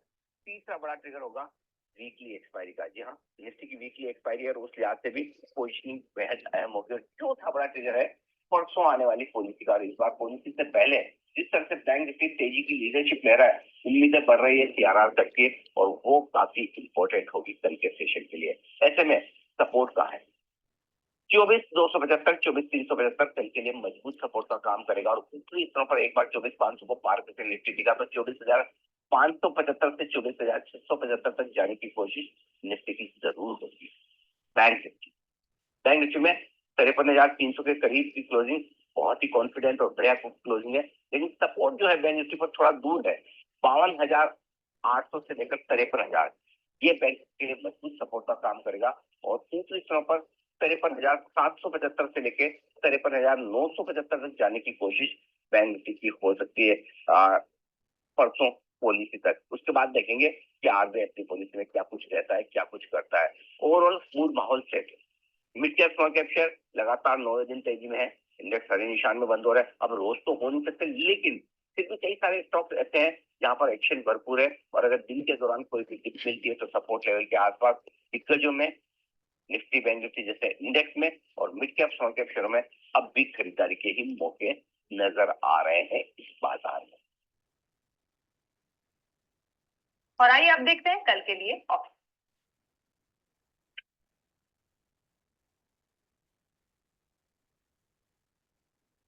कल के ऑप्शन स्ट्रैटेजी देते हैं एसएमसी ग्लोबल के नितिन मुरारका से। नितिन जी स्वागत करते हैं सर। कल के बाजार में कहां पर रखे नजर? जी नमस्कार मैम। कल जो डेटा है वो हमें कॉल ऑप्शन पे फोकस करना चाहिए, और कॉल ऑप्शन होगी अगली एक्सपायरी की जो 12 तारीख को है। 24,700 की कॉल ऑप्शन पे फोकस करेंगे, और कोई भी दिन के दौरान अगर डिप मिले, यानी कि ये जो आज की क्लोजिंग है 130 के आसपास क्लोज हुई है, और इसे हमें खरीदना है 100-110 की रेंज में। 24,700 की कॉल ऑप्शन 100 से 110 की रेंज में खरीदेंगे, जिसकी एक्सपायरी 12 तारीख को है, और जिसका स्टॉप लॉस बनेगा आपका करीब 75 के आसपास, और ऊपर टारगेट बन सकते हैं 180-185 के। तो मुझे ऐसा लगता है कि हम कॉल पे फोकस करेंगे। ओवरऑल डेटा पॉजिटिव है, तो 24,700 की कॉल ऑप्शन पे बेट करेंगे। बिल्कुल 24,700 की कॉल ऑप्शन पर बेट कीजिए। कल डेटा ओवरऑल पॉजिटिव है, यहाँ पर आप बना सकते हैं ऑप्शन की strategy. Nitin ji thank you so much. और मैं सुदीप सर आपके पास।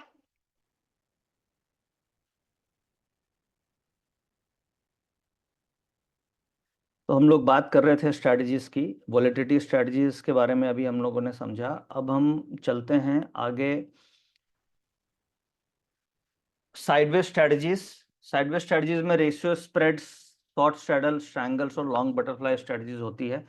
रेशियो स्प्रेड्स का मतलब होता है कि आप एक कॉल लेकर के 2 कॉल बेच देते हैं। शॉर्ट स्ट्रैडल यानी कॉल पुट दोनों बेच दी, शॉर्ट स्ट्रैंगल और लॉन्ग बटरफ्लाई स्ट्रैटेजीज। बटरफ्लाई यानी कि ये रेंज में लग रही है तो बटरफ्लाई, ये सब ठीक है।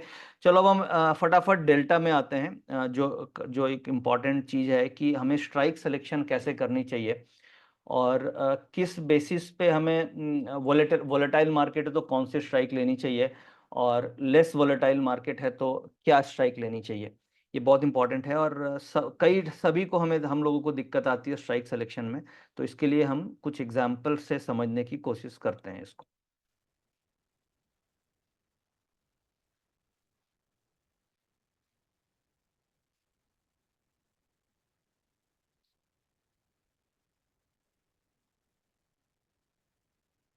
चौबीस 450 मेरी स्क्रीन दिख रही है अनुज जी?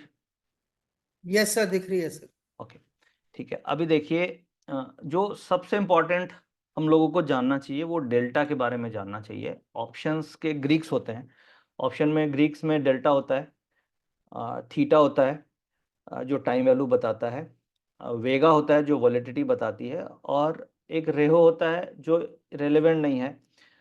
बट जो मेन रेलेवेंट क्या है हमारे लिए, सबसे ज़्यादा रेलेवेंट है डेल्टा और थीटा और वेगा। तो वेगा का मतलब हो गया वॉलेटिलिटी, वेगा का मतलब हो गया आईबी, वेगा का मतलब हो गया विक्स, जो अभी हम लोगों ने समझा, जिससे हम ओवर प्राइसिंग और अंडर प्राइसिंग निकालते हैं। थीटा का मतलब हो गया टाइम वैल्यू। हम लोग हर दिन जानते हैं कि टाइम वैल्यू ज़्यादा है, टाइम वैल्यू डिके होती है विथ टाइम। अब यहाँ पे स्ट्राइक सिलेक्शन के लिए आपको सबसे इंपॉर्टेंट आता है डेल्टा, क्योंकि जैसे अभी मैंने ये इस वीक की जो कल एक्सपायरी है उसका डेल्टा आपके सामने रखा है। तो जिस दिन एक्सपायरी होगी उस दिन तो एट द मनी का डेल्टा जैसे जैसे वो इन द मनी होगी 1 होती चली जाएगी। तो अभी जैसे देखिए, हम लोग वॉलेटिलिटी कैसे, आप सबसे पहले क्या करें, आप अपने चार्ट पे लगाएं एटीआर, एवरेज ट्रू रेंज। अभी एटीआर कितनी चल रही है, इन्हीं आइडिया क्या एटीआर होगी। अब एक बार हम देख लेते हैं एटीआर क्या चल रही है मार्केट में, और उसके हिसाब से हम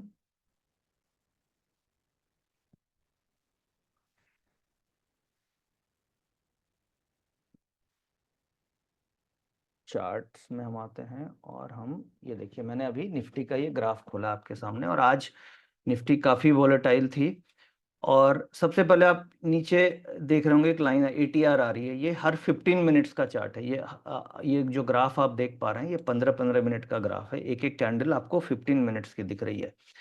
अब इसमें हम क्या कर रहे हैं, हम एक यहाँ पे ATR आपको दिख रही होगी, ये 52 पॉइंट की ATR दिख रही है, ये कॉर्नर में दिख रहा होगा, 52 पॉइंट्स की ATR है।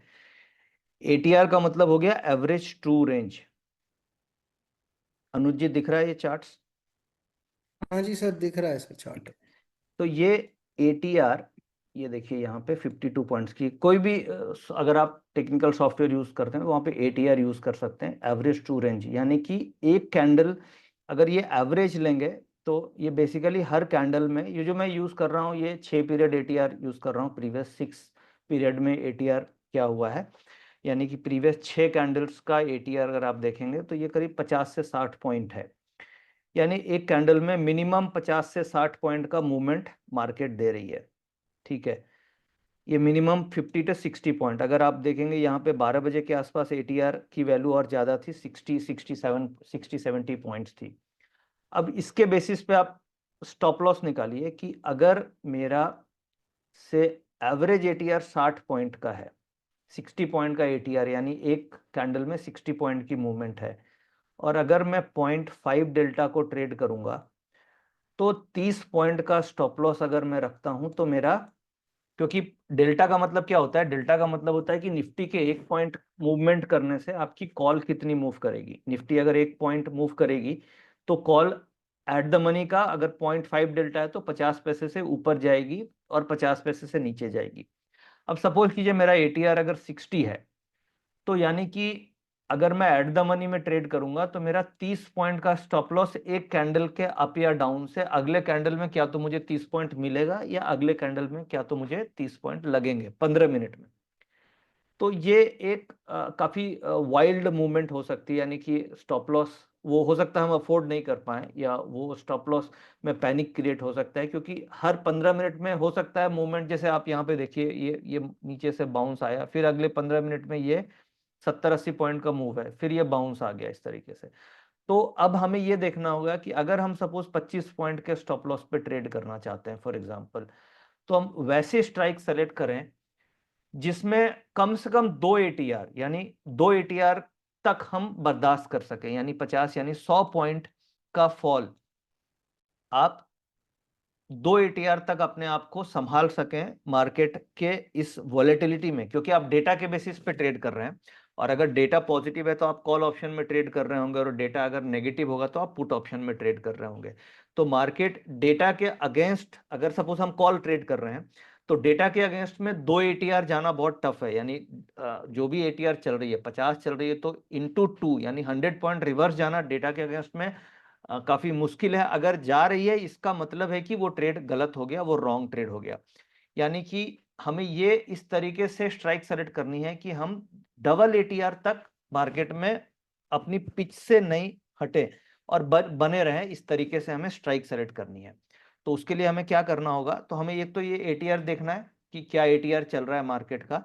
और ये ATR मैंने 6 पीरियड का रखा है। 6 पीरियड का इसलिए रखा है क्योंकि 1.5 घंटे का मार्केट, जैसे मान लीजिए अगर 15 मिनट की कैंडल आप यूज कर रहे हैं तो 15-15 मिनट की आपकी 6 कैंडल बन गई, तो करीब डेढ़ पौने 2 घंटे का मार्केट का ATR आपको एक आइडिया मिल जाएगा। अब इसमें हम चलते हैं अपने डेल्टा वाली सीट में। अब देखिए यहाँ पे अभी जैसे आपने देखा होगा टीवी में मैंने 24,700 की कॉल ऑप्शन दी। वो क्यों दी 24,700 की, उसके पीछे क्या रीजन है। अगले वीक वाली हमने पकड़ी। अब अगले वीक वाली हमने पकड़ी तो ये देखिए 24,700 का डेल्टा कितना आ रहा है, 0.36। और अगर मैं सपोज कीजिए 24,500 की कॉल ऑप्शन लेता तो इसका डेल्टा आ रहा है 0.51। आप देख पा रहे हैं ये डेल्टा, ये डेल्टा देखिए। यानी कि मार्केट अगर स्टॉप लॉस हम लोग 20 से 25 पॉइंट रखने की कोशिश करते हैं और 222 रुपए का प्रीमियम है, और अगर मार्केट सपोज कीजिए कि 50 पॉइंट भी गिरी तो ये 30 पॉइंट का प्रीमियम 24,500 में तुरंत आपका स्टॉप लॉस हो सकता है। बट सपोज कीजिए ये 24,700 की जो कॉल ऑप्शन है, इसका डेल्टा कितना है?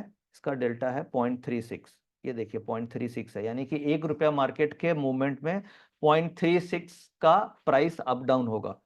डेल्टा में खास बात क्या होती है कि जैसे जैसे प्राइस आपके नजदीक आएगा डेल्टा बढ़ता जाएगा। जो 0.36 है ये 0.38 हो जाएगा, 0.4 हो जाएगा, यानी कि आपके फेवर में आने से डेल्टा आपको बेनिफिट देगा और इसका वैल्यू बढ़ती जाएगी।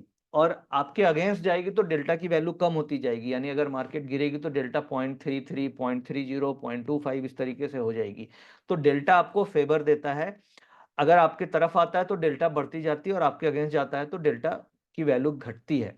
तो अगर आप डेल्टा के हिसाब से और एटीआर के हिसाब से स्ट्राइक सिलेक्शन करेंगे तो आप स्टॉप लॉस को मैनेज कर पाएंगे। अब इसमें क्या है, अगर सपोज कीजिए मार्केट 70 पॉइंट गिर जाती है, यानी सपोज कीजिए एटीआर है 50 पॉइंट की, 52 पॉइंट का एटीआर है, 52 पॉइंट का एटीआर है और मैंने लिया 52 इंटू 2, 52 इंटू 2 यानी कि 104 पॉइंट का डबल एटीआर हो गया। और फिर ये कितनी टूटेगी, अगर मैं इसको मल्टीप्लाई कर देता हूँ इनटू ये डेल्टा से, तो आपका मैक्स 37 पॉइंट।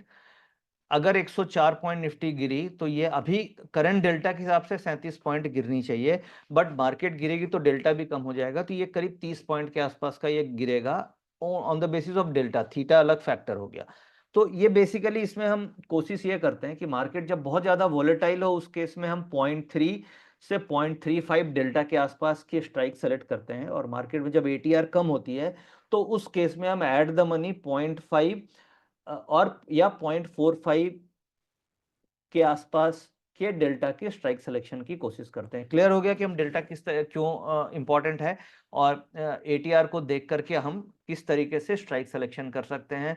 क्यों हम करंट सिचुएशन में एट द मनी ट्रेड नहीं कर रहे हैं, हम आउट ऑफ मनी कर रहे हैं, क्योंकि मार्केट में वॉलेटिलिटी स्विंग्स काफी तेज हैं, इसलिए हम आउट ऑफ मनी पे ज्यादा फोकस कर रहे हैं compare to at the money.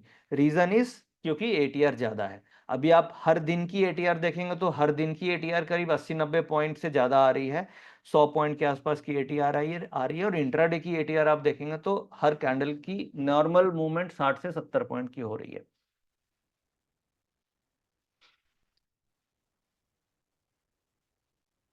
तो ये अब इससे हमें ये समझ में आ गया डेल्टा हम कैसे यूज करेंगे। डेल्टा में बेसिकली डेल्टा सबसे इंपॉर्टेंट फैक्टर हो गया हमारे लिए। फिर गामा है, गामा उतना रिलेवेंट नहीं है क्योंकि गामा बेसिकली बताता है डेल्टा कितना चेंज होगा, ये अंडरस्टैंडिंग के लिए आप समझ सकते हैं। बट गामा उसके लिए जिसकी पोजीशन बहुत बड़ी होती है, छोटी पोजीशन में गामा का उतना यूज नहीं है। आपके लिए जो मोस्ट रिलेवेंट पार्ट है इसमें वो डेल्टा है, थीटा है और वेगा है। रिहो जो है वो बेसिकली इंटरेस्ट रेट के लिए होता है, तो इंटरेस्ट रेट हम कांस्टेंट रखते हैं 7% 10% के आसपास एज पर एनएससी। और बाकी डेल्टा, थीटा और वेगा, ये 3 इंपॉर्टेंट फैक्टर। अब हम मैक्स पेन थ्योरी में आते हैं। मैक्स पेन बहुत इंपॉर्टेंट है और ये आपको एक्सपायरी को प्रिडिक्ट करने में बहुत हेल्प करती है। मैक्स पेन समझ लेते हैं। जस्ट 2-3 मिनट का मैं एक ब्रेक लेता हूँ, मुझे कैमरे की बैटरी चेंज करनी है, वो ख़त्म हो रही है। जस्ट आप 2 मिनट जस्ट होल्ड करें, फिर मैं वापस कंटिन्यू करता हूँ कैमरे की बैटरी चेंज करके। Thank you.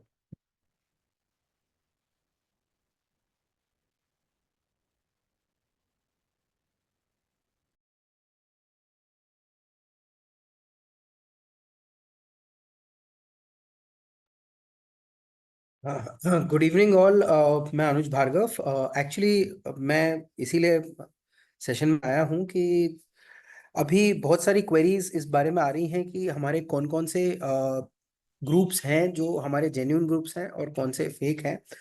तो यहाँ पर मैं बताना चाहूँगा कि हमारे जो इंडेक्स के डेडिकेटेड खाली 3 ही ग्रुप्स हैं, जिसमें कि एक प्रीमियम ग्रुप है, उसका सब ग्रुप है हमारे पास, जिसमें कि पीसीआर का डेटा आता है, और तीसरा जो ग्रुप है वो पब्लिक चैनल है। इसके अलावा हमारे कोई ग्रुप्स नहीं है इंडेक्स रिलेटेड। तो आप ऐसे किसी भी ग्रुप में एंटर होने से पहले ये ध्यान रख लें कि हमारे खाली 3 ही ग्रुप्स हैं और बाकी सारे ग्रुप्स इन जनरल अगर कोई भी मनी डिमांड करता है या फिर किसी तरीके से आपको इंड्यूस करता है कि इतना गारंटेड रिटर्न मिल जाएगा, वो सारे के सारे फेक ग्रुप्स हैं। हम लोग ऐसा कभी भी मनी डिमांड नहीं करते हैं, ना ही हम लोग कभी किसी तरीके का आपको गारंटेड रिटर्न या गारंटेड प्रोडक्ट सेल करते हैं। Thank you very much.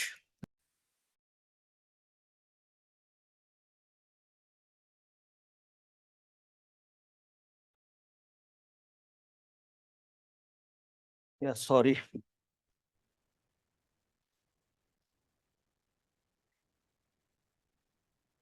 हम मैक्स पेन के बारे में समझते हैं और ये काफी इंपॉर्टेंट कॉन्सेप्ट है।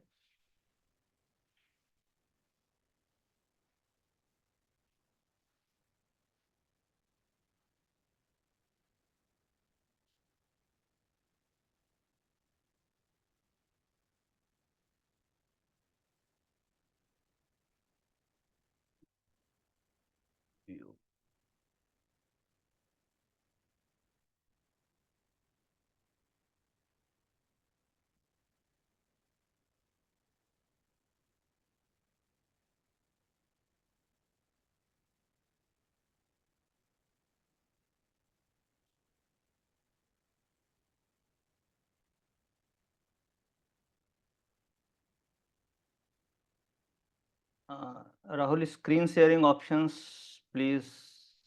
मेरी स्क्रीन आ रही है अनुज जी? यस सर, स्क्रीन है विजिबल। हाँ बिल्कुल। आ रही है ना? हाँ ठीक है। देखिए, अभी हम मैक्स पेन थ्योरी के बारे में बात करते हैं। मैक्स पेन का मतलब हो गया कि किस लेवल पे सबसे ज़्यादा पेन है, कहाँ पे सबसे ज़्यादा मार्केट में पेन हो सकता है। दैट्स वाई इसका नाम है मैक्स पेन थ्योरी। अब मैक्स पेन थ्योरी में क्या बेसिक लॉजिक्स हैं इसके? इसका मेन बेसिक लॉजिक ये है कि most of the options contracts expire worthless. ये एक इसके पीछे हाइपोथेसिस लिया गया है कि most of the option contracts expire worthless. ये थ्योरी बनी कैसे? ये बेसिकली अगर आप पूरे वर्ल्ड मार्केट के ऑप्शंस डेटा को एनालाइज करेंगे तो उसमें ये फाइंड आउट हुआ कि जितने भी वर्ल्ड में ऑप्शंस ट्रेड होते हैं, चाहे इंडियन मार्केट हो, चाहे यूएस मार्केट हो, चाहे यूरोपियन मार्केट हो, उसमें से 85% ऑफ द ऑप्शंस जो भी लिस्टेड हैं, जो भी स्ट्राइक्स ट्रेड हो रही हैं, वो वर्थलेस एक्सपायर होती है जनरली। अगर वीकली ऑप्शंस हैं या फिर मंथली ऑप्शंस हैं या कई जगह इंट्राडे ऑप्शंस भी ट्रेड होती हैं, तो उससे ये फाइंड आउट किया गया कि 85% of the options listed in the exchange generally expires worthless। तो उसी के बेसिस पे ये इवॉल्व होके आई मैक्स पेन थ्योरी कि जब 80-85% of the options worthless expire होती है और वर्ल्ड के हर कंट्री के हर एक्सचेंज में अगर ऐसा सिचुएशन है, तो इसका मतलब ये हुआ कि जो ऑप्शन बायर हैं जनरली, अगर वो ऑप्शंस में ट्रेड कर रहे हैं और वो एक्सपायर हो रही है वर्थलेस, तो this is risky for a buyer. And इसके पीछे ये है कि max pain theory arise from an idea that most of the retail trader lose money in options.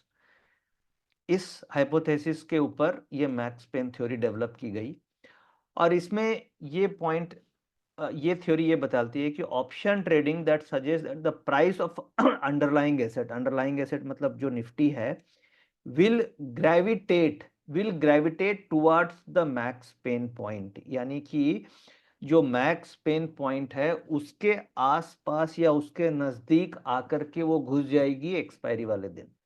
जैसे कि अभी हम लोग समझेंगे, कल का जो एक्सपायरी है थर्सडे को, इसका मैक्स पेन पॉइंट अगर आप लोग को आइडिया नहीं हो तो मुझे आइडिया है 24,500 है। मैक्स पेन पॉइंट 24,500 है और अब आज अंडरलाइंग कितना है? 24,467। ये आज का अंडरलाइंग है। यानी कि कल जो एक्सपायरी होगी वो डेटा ये बोलता है, मैक्स पेन पॉइंट थ्योरी ये बोलती है कि Nifty will try to gravitate closer to 24,500। यानी कि 24,500 का कॉल वाला को भी पैसा नहीं मिलेगा। मार्केट कल हो सकता है 30-40 पॉइंट ऊपर बंद हो, ज्यादा ऊपर बंद नहीं होनी चाहिए। मैक्स पेन थ्योरी ये बोलती है कि 24,500 के आसपास मार्केट बंद होना चाहिए। बट कल एक्सपायरी है तो कल एक्सपायरी में आपको ये देखना होगा कि क्या मैक्स पेन चेंज हो रहा है। अगर मान लीजिए 9 बजे से लेकर के 9:15 बजे से लेके 12 बजे तक मैक्स पेन 24,500 पे बना रहा, तो इसका मतलब है कि there is a very high probability that Nifty will expire at 24,500 level, जो भी मैक्स पेन का लेवल है। बट अगर क्या होगा 9:15 बजे से 12 बजे के आसपास मैक्स पेन का लेवल प्रीवियस डे से चेंज हो गया, तो इसका मतलब कि मार्केट में बड़ी मूवमेंट आने वाली है। यानी मैक्स पेन देख करके आप ये पकड़ सकते हैं कि एक्सपायरी वाले दिन क्या मार्केट साइडवेज रह जाएगी या मार्केट में कोई बड़ा मूवमेंट आएगा। अगर मैक्स पेन का लेवल एक्सपायरी वाले दिन ड्यूरिंग द मार्केट चेंज हो गया, इसका मतलब बड़ा मूवमेंट आएगा। और अगर ड्यूरिंग द डे चेंज नहीं हुआ, इसका मतलब market will gravitate closer to max pain point. अब कल जैसे एक्सपायरी है, तो आप लोग सब ऑब्जर्व कीजिएगा कि मैक्स पेन पॉइंट जो अभी हम लोग बात कर रहे हैं 24,500 पे है। और ये कैसे देखेंगे ये अभी मैं डिस्कस करता हूं, बट अभी हम कॉन्सेप्ट को समझ लेते हैं कि मैक्स पेन पॉइंट ये बताता है कि कौन से लेवल पे एक्सपायरी होगी तो ऑप्शन बायर्स को सबसे ज्यादा नुकसान होगा। और ऑप्शन बायर कॉल बायर भी हो सकता है, ऑप्शन बायर पुट बायर भी हो सकता है। तो बेसिकली अगर कल मार्केट 24,500 पे एक्सपायर हो जाती है, तो सबसे ज्यादा नुकसान इस पॉइंट पे होगा, चाहे वो कॉल बायर है चाहे वो पुट बायर है, दोनों को।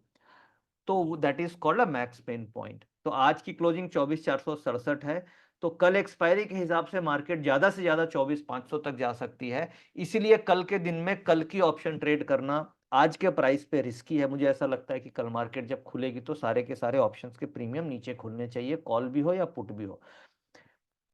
अब थर्ड फोर्थ पॉइंट में आते हैं, price level where the monetary loss for option buyer are maximized at expiration. यानी कि ऑप्शन पेन पॉइंट वो हुआ जहां पे मॉनेटरी लॉस, प्रीमियम का लॉस सबसे ज्यादा सबसे बड़ा ऑप्शन बायर को होगा, that is called option max pain point. अब ये मैक्स पेन पॉइंट आप वीकली में भी देख सकते हैं, और जो मंथली कॉन्ट्रैक्ट्स हैं उसमें मंथली कॉन्ट्रैक्ट्स में भी देख सकते हैं। बट मंथली कॉन्ट्रैक्ट में जनरली ये एंड ऑफ द मंथ में काम करेगी। जैसे जैसे हम मंथ के एंड में आएंगे, last week of the month, यानी कि last week of the month में जब एक्सपायरी होगी तो स्टॉक्स में भी बहुत अच्छे से काम करेगी, और बैंक निफ्टी और जो भी मंथली कॉन्ट्रैक्ट्स एक्सपायर करने वाले होंगे वहां पे भी आप इसे देख सकते हैं। Max Pain is a very valuable concept for understanding the price behavior near expiration. ये near expiration is a very important word, क्योंकि ये जो कॉन्सेप्ट है ये आपको एक्सपायरेशन के आसपास ही काम करेगा, क्योंकि उस समय ऑप्शन राइटर्स आर स्ट्रॉन्गर, क्योंकि उसको they can manage the positions और they are very stronger closer to the expiry date. तो ये एक्सपायरेशन के लिए ये थ्योरी बहुत अच्छे से काम करती है। अब इसमें और क्या क्या पॉइंट है, मैक्स पेन थ्योरी ये बोलती है कि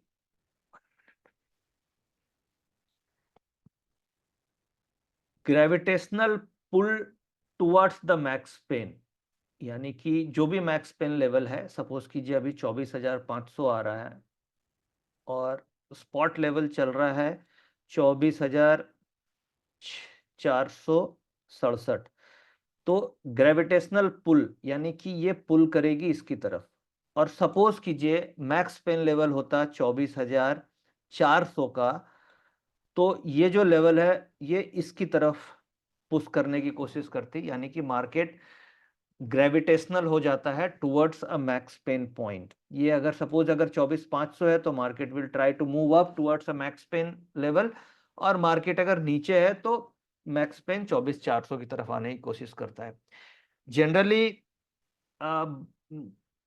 बुल मार्केट और बियर मार्केट दोनों में ये काफी एक्सपायरी वाले दिन काम करती है। इसे हम कैसे कैलकुलेट करते हैं, बेसिकली इसे कैलकुलेट करने का तरीका क्या होता है कि हर स्ट्राइक का ओपन इंटरेस्ट आपको पता है भाई। आप एक तो चेंज इन ओपन इंटरेस्ट हम लोग देखते हैं, दूसरा टोटल ओपन इंटरेस्ट भी आपको मिल जाता है एक्सचेंज से, या एनएससी की वेबसाइट में जाएंगे तो वहां पे आपको टोटल ओपन इंटरेस्ट मिल जाएगी हर स्ट्राइक्स की।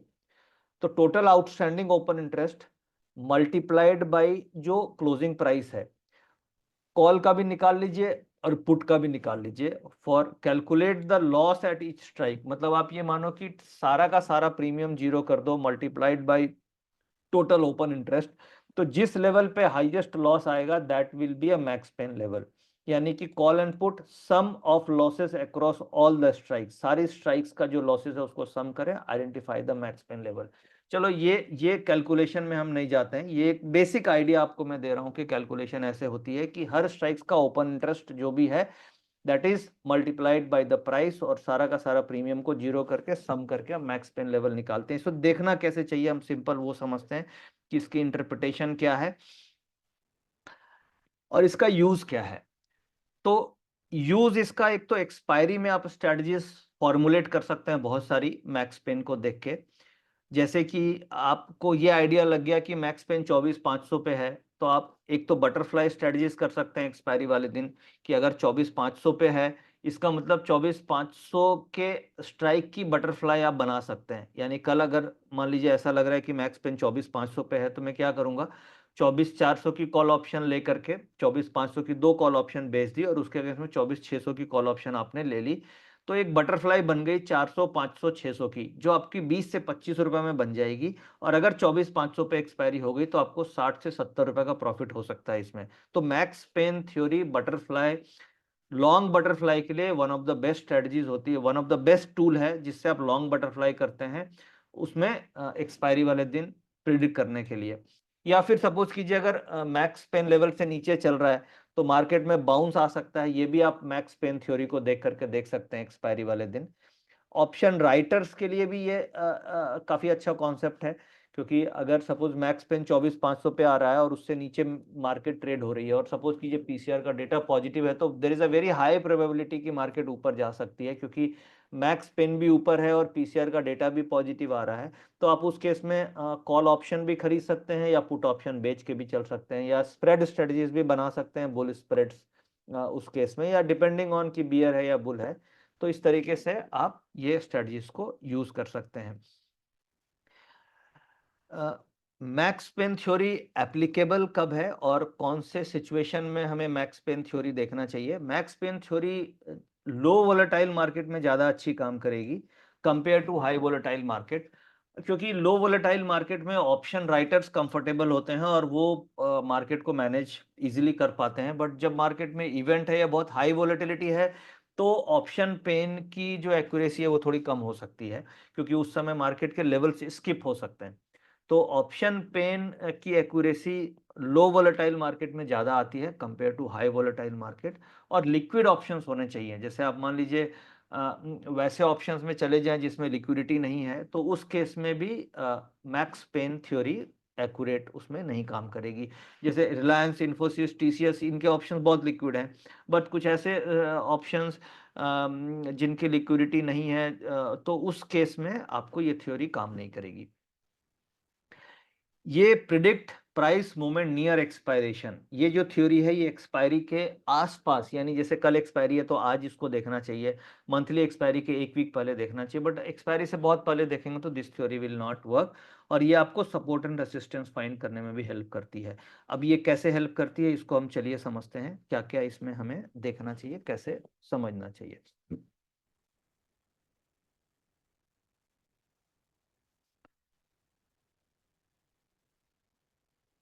फिर से हम चलते हैं गूगल में और सर्च करते हैं ऑप्शन पेन। देखिए अभी मैंने गूगल में जा करके हम सर्च करते हैं ऑप्शन पेन।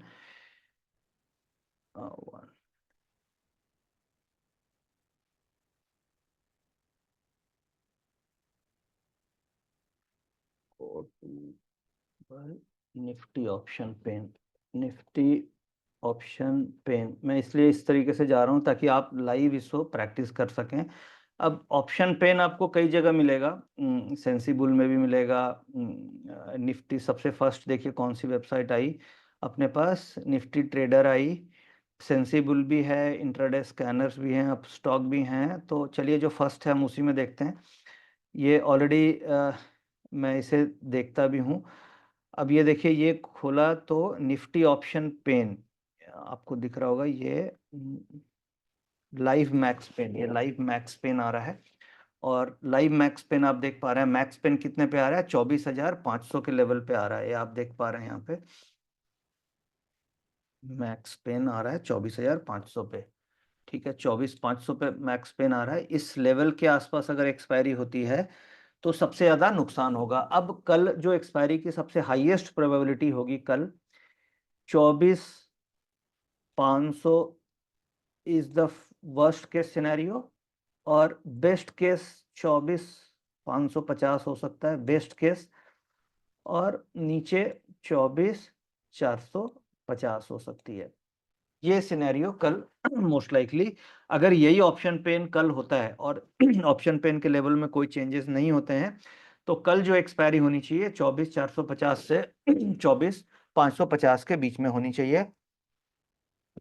और आज मार्केट की क्लोजिंग लोअर बैंड पे है, तो कल हम देखते हैं किस तरीके से ये डेटा बनता है। तो कल आप लोग सभी ऑप्शन पेन को ऑब्जर्व करें, सुबह 1-1.5 घंटे के बाद ये क्लैरिटी मिल जाएगी कि कहाँ पे एक्सपायरी होगी, और अगर लेवल उससे दूर है तो market will try to, basically ये ग्रेविटेशनल फोर्स की तरह काम करता है मार्केट में, यानी जहां पे ऑप्शन पेन होगा लेवल, उसी की तरफ निफ्टी मूव करने की कोशिश करेगी, जस्ट लाइक अ ग्रेविटेशन फोर्स। तो क्लियर? तो ये हम लॉजिक समझ गए, कहाँ से देखना है सिंपल है। आप गूगल में जाइए, निफ्टी ऑप्शन पेन डालिए, जो भी आपको शुरुआत में वेबसाइट दिख रही है वहां पे आप जा करके देख सकते हैं, कैलकुलेशन में हमें जाने की जरूरत नहीं है। तो ये आपका हो गया ऑप्शन पेन थ्योरी। क्लियर?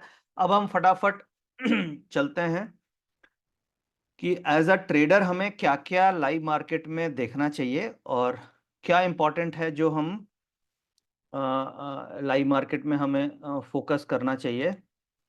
तो मैक्स पेन थ्योरी क्लियर है। अब हम मार्केट एनालिसिस में आते हैं।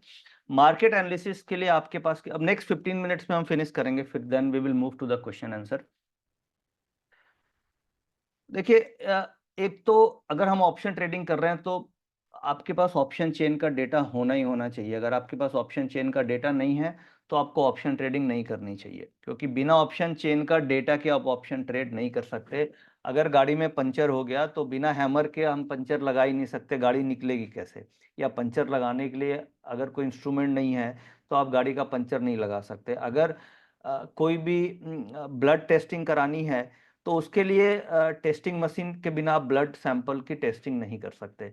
तो बेसिकली ऑप्शन ट्रेडिंग के का जो पूरा सार है, ऑप्शन अगर आप कर रहे हैं तो ठीक है, चार्टिंग आप देख रहे हैं बहुत अच्छी बात है, technical analysis is a very good tool, but उसके साथ साथ आपके पास ऑप्शन चेन का डेटा होना ही चाहिए, क्योंकि ऑप्शन चेन ऐसा डेटा है जो पूरे मार्केट का एक व्यू देता है आपको कि मार्केट किस तरीके से सजा हुआ है, कहाँ कहाँ पे कैसे कैसे पोजीशन बन रही है। जैसे शतरंज की के बोर्ड पे आप देखते हैं ना कि यहाँ पे घोड़ा है, यहाँ पे राजा है, यहाँ पे रानी, यहाँ पे सैनिक है, वैसे ही ऑप्शन चेन का डेटा आप जस्ट मानिए कि एक बोर्ड है, चेस बोर्ड है, जहाँ पे अलग अलग स्ट्राइक्स हैं और आपको कहाँ पे कौन सा खड़ा है पोजीशन वो आपको दिखती है। तो ये इसके बिना आप ऑप्शन ट्रेडिंग नहीं कर सकते। जिधर से भी देखिए ऑप्शन चेन का डेटा आपको प्रैक्टिस जरूर करना चाहिए। दूसरा, आपके पास अगर आप ऑप्शन ट्रेडिंग कर रहे हैं तो वीवैप का डेटा होना चाहिए। वीवैप प्राइस मतलब वॉल्यूम वेटेड प्राइस, यानी किस लेवल पे मार्केट में आज सबसे ज्यादा ट्रेडिंग हुई है, जिसे हम वीवैप प्राइस बोलते हैं, क्योंकि ये एंट्री के लिए काम करता है। ऑप्शन चेन का डेटा डायरेक्शन निकालने में हेल्प करता है और वीवैप का डेटा एंट्री के लिए काम करता है। ठीक है। और तीसरा, टेक्निकल चार्ट होने चाहिए। जो नॉर्मली इंट्राडे कर रहे हैं तो 15 मिनट का कैंडल स्टिक चार्ट हम लोग यूज करते हैं। चौथा, विक्स को आपको हमेशा ध्यान में रखना चाहिए कि विक्स क्या बढ़ी हुई है या घटी हुई है। अगर विक्स बढ़ी हुई है तो बाइंग रिस्की है, यानी तेजी रिस्की, और विक्स अगर घटी हुई है तो आप बिंदास वीवेब के आसपास कॉल ऑप्शन खरीद सकते हैं अगर पीसीआर का डेटा पॉजिटिव है। तो क्या मैं बोलना चाह रहा हूं? मैं बोलना चाह रहा हूं अगर पीसीआर का डेटा पॉजिटिव है, विक्स नेगेटिव है और आपको वीवेब पे मिल रहा है, तो आप स्टॉप लॉस लगा करके बड़े आराम से ट्रेड को ले सकते हैं। बट अगर सपोज कीजिए कि पीसीआर का डेटा पॉजिटिव है, माल आपको वीवेब पे मिल रहा है, बट विक्स भी पॉजिटिव है, तो थोड़ा सा कॉशियसली ले सकते हैं। बट अगर सपोज कीजिए पीसीआर का डेटा नेगेटिव है और विक्स भी पॉजिटिव है और मार्केट में टेक्निकली वीकनेस दिख रही है, तो आप पुट ऑप्शन में ट्रेड कर सकते हैं। तो यानी विक्स को भी आपको ध्यान में रखना चाहिए कि किस तरीके से विक्स चल रही है, और फिर एक लॉन्ग टर्म व्यू आपके दिमाग में होना चाहिए कि क्या चल रहा है। जैसे अभी एक बार हम लॉन्ग टर्म व्यू डिस्कस कर लेते हैं कि क्या चल रहा है मार्केट में, तेजी या मंदी। मेरे हिसाब से दिसंबर में कोई मंदी नहीं आने वाली, पूरा दिसंबर ये बाय ऑन डिप रहेगी और कई एसएल हंटिंग होगा। आज ऐसा एसएल हंटिंग हुआ, इस तरीके से वो होगा। बट पुट ऑप्शंस मुझे लगता है दिसंबर में पैसा नहीं देगी, दिसंबर में आपको कॉल ऑप्शन में ही प्रॉफिट मिलेगा, बाय ऑन डिप की मार्केट रहेगी। इसके लिए कैसे इसको हम देखते हैं, क्या मेरा रेशनल है, क्या लॉजिक है, ये मैं दिखाता हूँ क्यों मैं बुलिश हो रहा हूँ दिसंबर महीने के लिए, वो एक बार समझ लेते हैं। बट अगर आप ऑप्शन ट्रेडिंग कर रहे हैं तो आपको ऑप्शन चेन का डेटा, वीवैप पे एंट्री के लिए टेक्निकल्स 15 मिनट का चार्ट, विक्स का आइडिया अप है कि डाउन, और एक फेयर आइडिया ओवरऑल ट्रेंड का जरूर होना चाहिए। ये सिंपल स्टेप्स आपको फॉलो करना चाहिए ऑप्शन ट्रेडिंग में।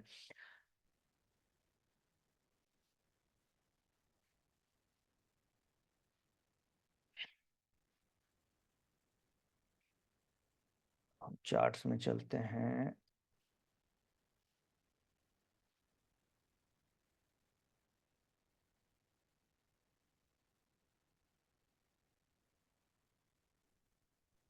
अनुज जी मेरे ग्राफ आ रहे हैं?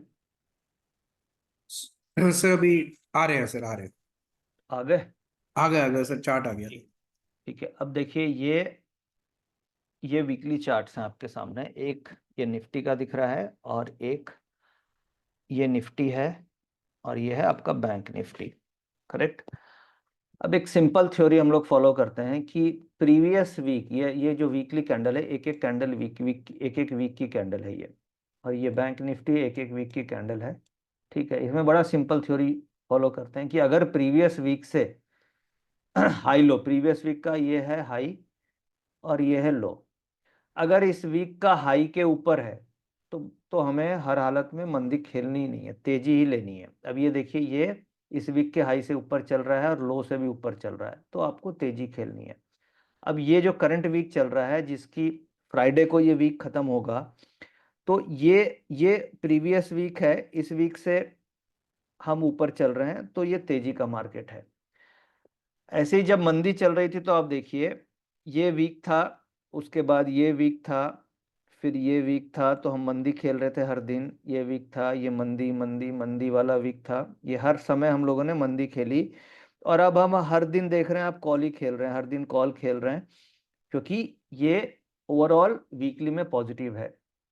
ऐसे ही बैंक में आप देखिए, ये बैंक निफ्टी, ये एक कैंडल, हो सकता है आपको एक कैंडल छूट जाएगी, एक रिवर्सल कैंडल, क्योंकि यहाँ समझ में नहीं आया। बट ये देखिए, ये कैंडल और उसके बाद ये बैंक निफ्टी में ब्रेकआउट, देखिए कितना अच्छा ब्रेकआउट हुआ है, 53,266। हो सकता है आरबीआई की पॉलिसी आते आते मार्केट वापिस से bank Nifty all time high के आसपास पहुंच जाए। ऑल टाइम हाई कितनी है, 54,500 के आसपास है। अभी हम लोग 53 कुछ तो पहुंच ही गए हैं, तो ज्यादा दूर है नहीं ये देखिए करीब करीब हाईस के आसपास ही है। वेयर एज निफ्टी अभी बहुत दूर है, तो निफ्टी में रैली आनी बाकी है। बैंक निफ्टी ऑलरेडी रैली कर चुकी है, लो से देखेंगे 50,000 से बैंक निफ्टी बहुत तेजी से 53,266 आ गई है। जबकि एफआईज ने अभी उतनी बाइंग करनी चालू नहीं करी है, वो सेल नहीं कर रहे हैं। तो इसका मतलब अगर बाइंग आई और बाइंग आनी चाहिए तो ये वापस से निफ्टी 25,200 की तरफ आ सकती है और बैंक निफ्टी नया हाई लगा सकती है। तो दिसंबर में लग रहा है कि कोई नेगेटिव सिचुएशन नहीं बन रही है, दिसंबर पॉजिटिव होना चाहिए। दिसंबर में हमें बाय ऑन डिप करना चाहिए जब तक कि कोई एक वीकली नेगेटिव क्लोजिंग न मिले, और दिसंबर में हमें पुट्स को अवॉइड करना चाहिए। Most likely end of December जो अभी 24,500 के आसपास स्पॉट लेवल है, मोस्ट लाइकली मुझे ऐसा लगता है इन सब अभी करंट फैक्टर्स को देख के कि दिसंबर महीने में हम लोग 25,000 या 25,200 के लेवल की तरफ मूव कर जाएंगे और उसमें बैंक निफ्टी का लीडरशिप आएगा। तो ये एक मैं इसलिए ये प्रोस्पेक्टिव दे रहा हूं कि इससे आपको एक ओवरऑल फेयर आइडिया लगता है कि लॉन्ग टर्म ट्रेंड क्या है, और फिर मुझे शॉर्ट टर्म में इंट्राडे में क्या करना है। भाई एक फेयर पिक्चर मिल गया कि लॉन्ग टर्म मुझे कॉल ही खेलना है, और इंट्राडे में अगर पीसीआर नेगेटिव बने तो भी अवॉइड कर देंगे क्योंकि ओवरऑल ट्रेंड पॉजिटिव है। और उसके बाद पुट्स को अवॉइड करते हुए चलना। जैसे आज मार्केट झटके से गिरी, उस केस में हम लोगों ने कॉल पे ही बेट किया, पुट पे बेट नहीं किया, क्योंकि पीसीआर नेगेटिव हो गया था, बट वो that was a stop loss hunting. तो ये एसएल हंटिंग आपको कई बार मिलेगी तेजी की मार्केट में। एसएल हंटिंग ऐसा होता है ताकि बड़े प्लेयर्स जो हैं वो नीचे के लेवल पे माल खरीद सकें। तो इस तरीके से करंट सिचुएशन जो बन रही है वो पॉजिटिव सिचुएशन बन रही है। अब हम आगे चलते हैं। ये बेसिकली अब हमें आइडिया लग गया होगा क्या क्या डेटा देखना है, कैसे देखना है।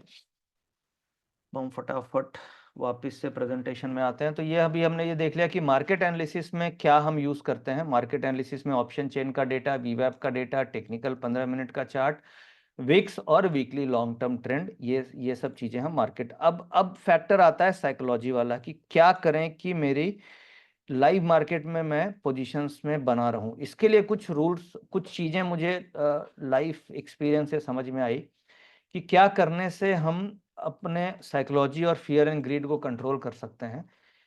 जिसमें सबसे इंपॉर्टेंट है इंट्राडे में आप ट्रेडिंग लें 11:30, 10:30 के बाद, क्योंकि 9:15, 10 बजे जब आप लेंगे तो उस समय डेटा तो इमेच्योर होता है, बहुत लिमिटेड डेटा होता है और एसएल हंटिंग कभी भी हो सकती है।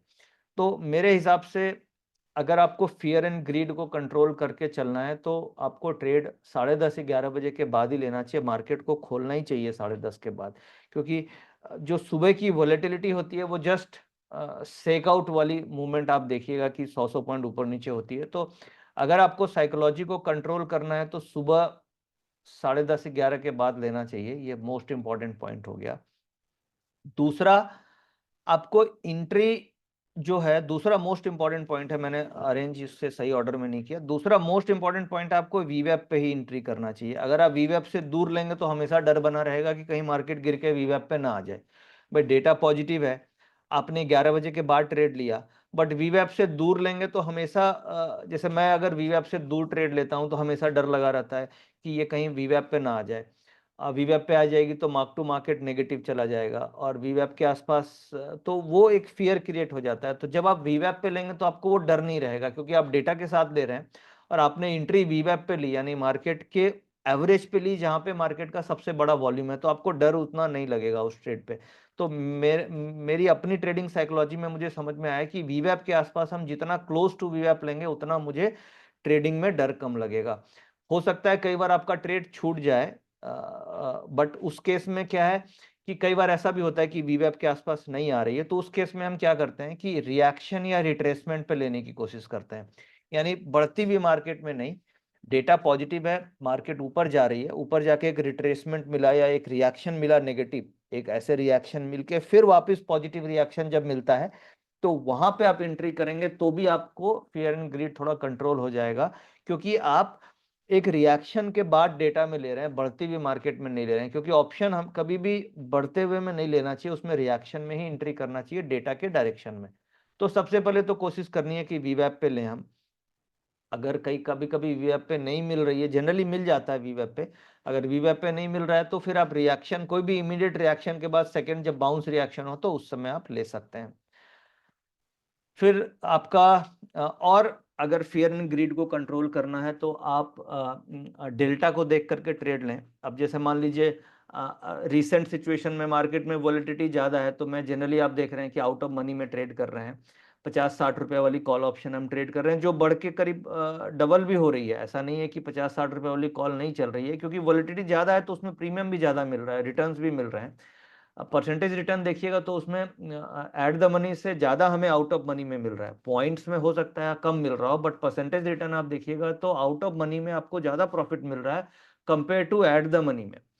तो उससे क्या है कि आप एक तो डेल्टा देख सकते हैं कि 0.3 का डेल्टा है, तो रिस्क यहाँ पे अगर मुझे ट्रेडिंग साइकोलॉजी कंट्रोल करनी है और अगर मैं सपोज कि ये 0.25 डेल्टा की कॉल ऑप्शन लेता हूँ तो मैं 100 पॉइंट तक सेफ हूँ। और वीवैप पे अगर मैं ले रहा हूं तो 100 पॉइंट मेरे रिवर्स जाएगी तभी मेरा लॉस होगा 25 पॉइंट का। तो उसमें फायदा क्या होता है कि अगर आपका 50 पॉइंट रिवर्स चली गई और समझ में आ गया कि नहीं ट्रेड गलत चला गया, तो 10-12 पॉइंट के रिस्क पे ही आप ट्रेड को छोड़ के भाग जाओ, तो आपका लॉस तो 10-12 पॉइंट ही होगा। और अगर सही चला गया तो उस केस में आपको 25-30 पॉइंट के टारगेट मिल जाते हैं, कई बार ज़्यादा भी मूव कर जाती है। तो आउट ऑफ मनी ऑप्शन लेने में फ़ायदा क्या है कि आपको एक टाइम मिल जाता है कि आप ट्रेड को एग्जिट मार सकते हो जल्दी। अगर समझ में आ गया कि नहीं वीवैप पे टिक नहीं रही है, वीवैप से नीचे जा रही है, ट्रेंड वीक हो रहा है तो आप उसे छोटे लॉस पे निकल जाएं। बट अगर हम एट द मनी कर लेंगे या ज़्यादा डेल्टा वाला कर लेंगे तो उतना समझते समझते ही हमारा स्टॉप लॉस ट्रिगर हो जाता है। तो जो ट्रेडिंग साइकोलॉजी है, इसे कंट्रोल करने के लिए आप डेल्टा के हिसाब से भी ट्रेड ले सकते हैं। अगर वोलेटिलिटी ज़्यादा है तो बाहर की ऑप्शंस लें और कम है तो एट द मनी ऑप्शंस लें। और बाकी ओवर पोजीशंस और ओवर पोजीशन मैनेजमेंट तो इम्पॉर्टेंट है ही। तो ट्रेडिंग साइकोलॉजी में प्री डिफाइंड स्टॉप लॉस आपका होना चाहिए, जो हम लोग हमेशा फॉलो करते हैं, 20 से 25 पॉइंट का मैक्सिमम स्टॉप लॉस। इंट्राडे में हम लोग जनरली आप देखते हैं कि साढ़े 10 के बाद ही ट्रेड एंट्री करते हैं। कोशिश ये होती है कि रिएक्शन और रिट्रेसमेंट पे ट्रेड लें। स्प्रेड या हेज स्ट्रेटजी उस समय लेते हैं जब मार्केट बहुत वोलेटाइल है, ज़्यादा समझ में नहीं आ रहा है, बट लग रहा है कि ऊपर भी जाएगी या नीचे डायरेक्शन भी समझ में आ रही है, बट 50-50 ट्रेड सिचुएशन बन रही है तो हम हेज पे फोकस करते हैं, नेकेड को अवॉइड करते हैं। और जब लगता है कि नहीं कॉन्फिडेंट है सही ट्रेड जाएगा तो हम नेकेड ऑप्शंस लेने की कोशिश करते हैं। और एंट्री नियर वीवैप, पोजीशन मैनेजमेंट, ये मोस्ट इंपॉर्टेंट चीज़ें हैं। बस अब एक स्लाइड बची है, फिर हम क्वेश्चन आंसर में चलेंगे। हाँ, टूल्स क्या क्या हमें हमारे पास होना चाहिए। अब आप ऑप्शन ट्रेडिंग कर रहे हैं तो आपके पास लाइव कैलकुलेशंस के लिए कुछ ना कुछ होना चाहिए पीसीआर का। उसके लिए आप ऑटो ट्रेंडर को सब्सक्राइब कर सकते हैं या फिर आप मार्केट में एक्सप्लोर कर सकते हैं कि कहाँ से आपको डेटा मिल सकता है। टेक्निकल एनालिसिस का आपके पास कोई ना कोई सॉफ्टवेयर होना चाहिए, जैसे फैल्कन है, उसमें स्पाइडर है और मेटास्टॉक है, ये आप एक्सप्लोर कर सकते हैं। और या तो फिर अगर आप इंडेक्स ट्रेडिंग कर रहे हैं तो आप एसएमसी का जो index trading premium Telegram channel है वो आप ज्वाइन कर सकते हैं। वहाँ पे हम लोग आपको लाइव मार्केट में गाइड करते हैं कि क्या डेटा बन रहा है। हम लाइव मार्केट में आपको ट्रेड्स देते हैं कि क्या लेना है, तो आप यहाँ पे ज्वाइन करके आप चीज़ों को सीख सकते हैं और लाइव हमारे साथ ट्रेडिंग कर सकते हैं। या फिर आप पीसीआर डेटा कहीं से लेकर के उसके बेसिस पे जो लॉजिक्स हम लोगों ने शेयर किया उसके बेसिस पे खुद भी ट्रेड कर सकते हैं। जो रियल टाइम एनालिसिस टूल्स हैं मार्केट में अवेलेबल, इसमें क्या क्या है जो आप एक्सप्लोर कर सकते हैं। एक तो जैसे एसएमसी का ऑटो ट्रेंडर है जिसके अंदर सारा डेटा आता है, क्वांटसैप है, एनएससी का ऑप्शन चेन डेटा है, ऑप्स्ट्रा बोल के एक सॉफ्टवेयर है, माई एफएनओ बोल के एक सॉफ्टवेयर है, सेंसिबल है, निफ्टी ट्रेडर इन है। तो ये आप सारे के सारे मार्केट में अवेलेबल डेरिवेटिव्स के टूल्स हैं जिसे आप वैल्यू फॉर मनी जो भी आपको समझ में आए आप एक्सप्लोर कर सकते हैं। जैसे हम लोग जो एसएमसी में है एसएमसी ऑटो ट्रेंडर यूज़ करते हैं क्योंकि इसमें सारा डेटा इनबिल्ट कर रखा है, तो इसे ही देख करके हम लोग जनरली अपने ट्रेड डिसीजन लेते हैं। आप इसे भी एक्सप्लोर कर सकते हैं, बाकी और भी मार्केट में ये टूल्स हैं, आप अपने हिसाब से एक्सप्लोर कर सकते हैं जो भी आपको अच्छा लगे, वैल्यू फॉर मनी लगे।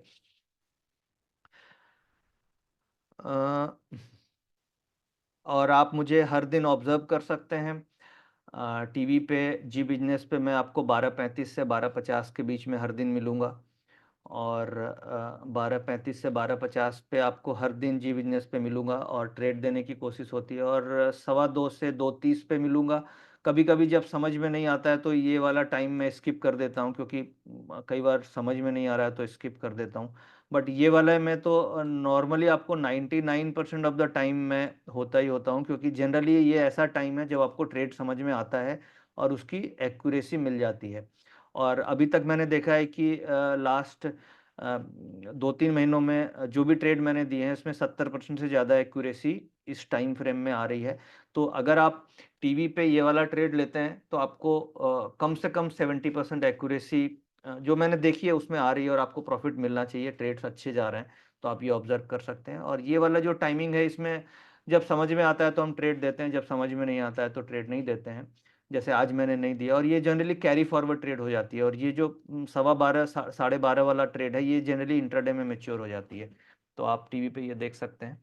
और अगर शाम में आते हैं तो ये मंडे एंड वेडनेसडे 7:40 पे ये कल के लिए क्या रखना है। बट मोस्ट इफेक्टिव मुझे ऐसा लगता है कि ये वाला है 12:30 से 12:50 वाला मोस्ट इफेक्टिव है, जिसमें आपको probability of winning is very high. अब हम क्वेश्चन आंसर में चल सकते हैं Anuj ji. Thank you very much, thank you very yes much for your sir, time. Yes sir, thank you very much. आज तो आपने बहुत सारे क्वेश्चंस का आंसर वेबिनार के अंदर ही दे दिया है, तो काफ़ी सारे क्वेश्चंस जो हैं वो कट डाउन हो गए हैं। फिर भी 2-3 क्वेश्चंस हैं जो यूनिक हैं।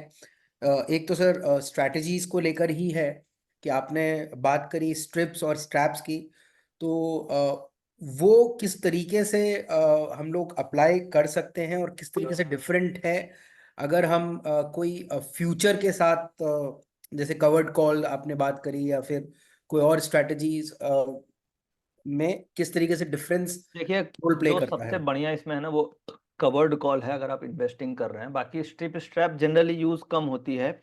स्ट्रिप और स्ट्रैप साल में 2-4 बार यूज होती है जब बहुत ज़्यादा मूवमेंट लगती है, क्योंकि जनरली तो टाइम वैल्यू डिके ही होती है। अब आप 2 कॉल लेंगे, सपोज कीजिए मैं स्ट्रैप कर रहा हूँ या स्ट्रिप कर रहा हूँ, तो अगर मैं स्ट्रिप कर रहा हूँ और 2 कॉल ले रहा हूँ, 1 पुट ले रहा हूँ, तो उसमें व्यू है कि बहुत तेजी आनी चाहिए। अब कई बार ऐसी इवेंट में तो ठीक है, बट जनरली साइडवेज में दिक्कत हो जाती है। बट ये है कि कोई बड़ा इवेंट होगा तो हम इस सिचुएशन में कर सकते हैं। व्यू बुलिश अगर है तो आप 2 कॉल लेके 1 पुट ले सकते हैं, और अगर व्यू बियरिश है तो 2 पुट लेके 1 कॉल लेते हैं। तो ये स्ट्रिप और स्ट्रैप होती है। बट ज़्यादातर जो यूज़ होती है वो कवर्ड कॉल यूज़ होती है, और डे टू डे लाइफ में हम लोग ज़्यादा नेकेड कॉल ऑप्शंस, क्योंकि इंट्राडे हम लोग कर रहे हैं, तो इंट्राडे में तो फटाफट प्रॉफिट नेकेड कॉल ऑप्शंस में ही मिलता है, टाइमिंग अगर बैठ गई तो।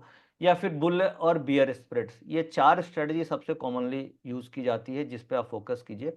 और बाकी जब इवेंट होगा, कुछ ऐसा मौका होगा, तो हम टेलीग्राम चैनल पे आपको स्ट्रिप और स्ट्रैप का इंडिकेशन देंगे कि इस समय आप कर सकते हैं। बट अभी नियर टर्म में ऐसा कोई सिचुएशन नहीं है। दिसंबर थोड़ा स्लो होगा मंथ, और स्लो एंड स्टडी होना चाहिए, यानी कि धीरे धीरे ऊपर की तरफ मूव करेगी। तो इस मंथ में तो ऐसा कुछ अपॉर्चुनिटी नहीं मिलेगा, बट ये फरवरी में बजट के टाइम पे आपको ये स्ट्रिप और स्ट्रैप में अपॉर्चुनिटी मिल सकती है। Okay sir. Sir next question max pain को लेकर है सर। सर व्यूअर्स पूछ रहे हैं कि मैक्स पेन की थ्योरी पर जब हमने स्टार्टिंग में कोई स्ट्रैटेजी बनाई और during the day max pain change होता है, तो फिर उसमें क्या एडजस्टमेंट्स हमको करने चाहिए। देखिए, मैक्स पेन जैसे मान लीजिए आपको देखना है एक्सपायरी के 1 दिन पहले और एक्सपायरी वाले दिन, तो आज जैसे हम लोगों ने देखा तो एक माइंड में फ्रेम बन गया कि 24,500 एक लेवल है जहां पे एक्सपायरी कटनी चाहिए।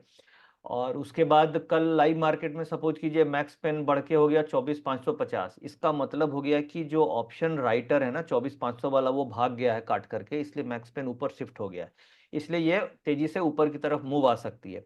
सपोज कीजिए मैक्स पेन शिफ्ट हो गया 24,450 पे, 500 पे जो है वो 24,450 पे हो गया। इसका मतलब है कि कॉल राइटर ज्यादा आ गए हैं 24,500 पे, और 24,450 पे भी राइटर आ गए हैं। इसका मतलब मार्केट नीचे की तरफ ग्रेविटेट करेगी और नीचे आएगी।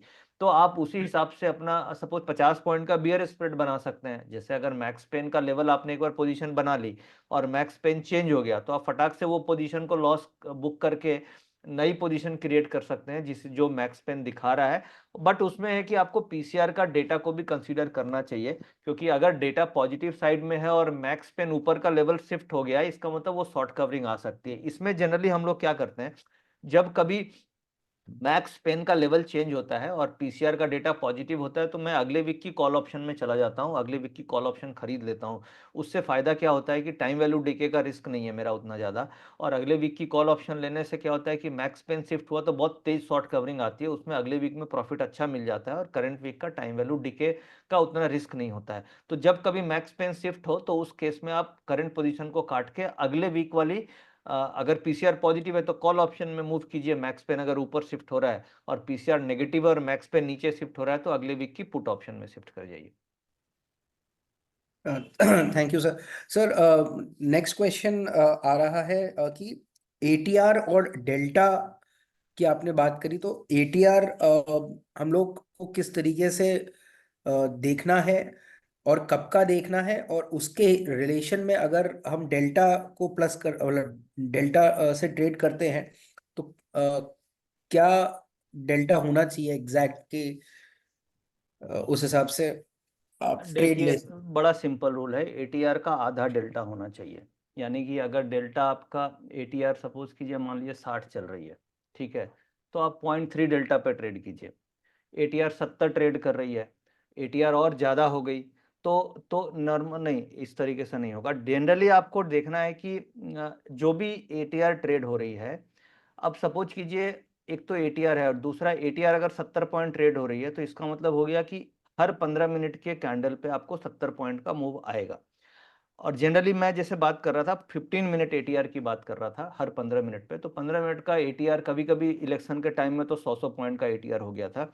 तो एटीआर अगर बहुत ज़्यादा है तो आपको किसी भी केस में 0.3 डेल्टा से नीचे ट्रेड करना ही नहीं चाहिए। 0.3 डेल्टा और एटीआर 100 पॉइंट से ज़्यादा हो गया तो आपको 0.25 डेल्टा में ट्रेड करना चाहिए, यानी कि 100 पॉइंट के मूवमेंट पे आपको मैक्सिमम 25 पॉइंट का रिस्क हो, क्योंकि आपका मेन ऑब्जेक्टिव होना चाहिए कि कैपिटल रिस्क, मेरा कैपिटल नहीं उड़ जाए, भले प्रॉफिट आए नहीं आए, कैपिटल आपका प्रोटेक्टेड रहे या कम से कम रिस्क हो। तो जनरली एटीआर अगर 50, 30, 40 से कम है, अगर 40 से कम है, उसी केस में आप एटीएम पे ट्रेड करें 0.5 डेल्टा पे। बट अगर एटीआर आपका 60 से ऊपर चला गया, 50-60 से ऊपर है, तो आप 0.3 डेल्टा में शिफ्ट कर जाइए। और 30 से नीचे है, एटीआर 30 से नीचे है, एवरेज टू रेंज 30 से नीचे है, जो आपको कई बार मिलेगी मार्केट में अभी दिख रहा है, बट एटीआर 30 से नीचे आपको बहुत ज्यादा बार मिलेगी।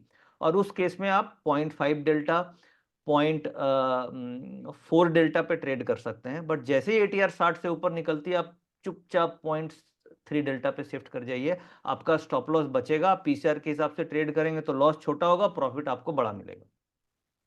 Clear Anuj ji? Thank you sir.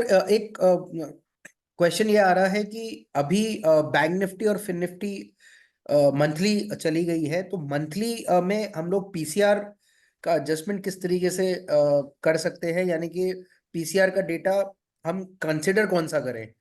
Active कितनी स्ट्राइक प्राइसेस होनी चाहिए हम हमारे एनालिसिस में कि हम पीसीआर डेटा को सही तरीके से पकड़ पाए? देखिए, बहुत अच्छा क्वेश्चन है ये। और क्या अभी चीज़ें इवॉल्व होगी, क्योंकि अभी तो क्या है, मंथली कॉन्ट्रैक्ट्स आए हैं और अभी उतनी ज़्यादा ओपन इंटरेस्ट आया नहीं है।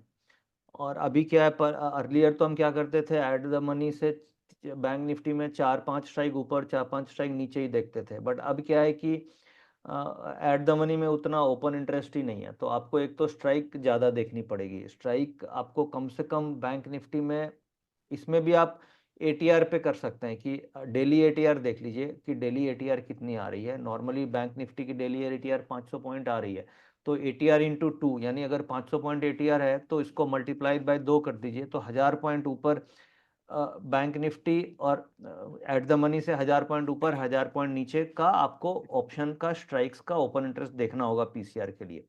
क्योंकि क्या है, अभी क्या है, पूरे मंथ में आराम से 1000-1500 पॉइंट बैंक निफ्टी ऊपर नीचे करेगी। अभी तो आप 2 ही दिन में देख रहे हैं कि करीब 1500 से 2000 पॉइंट बैंक निफ्टी मूव कर गई।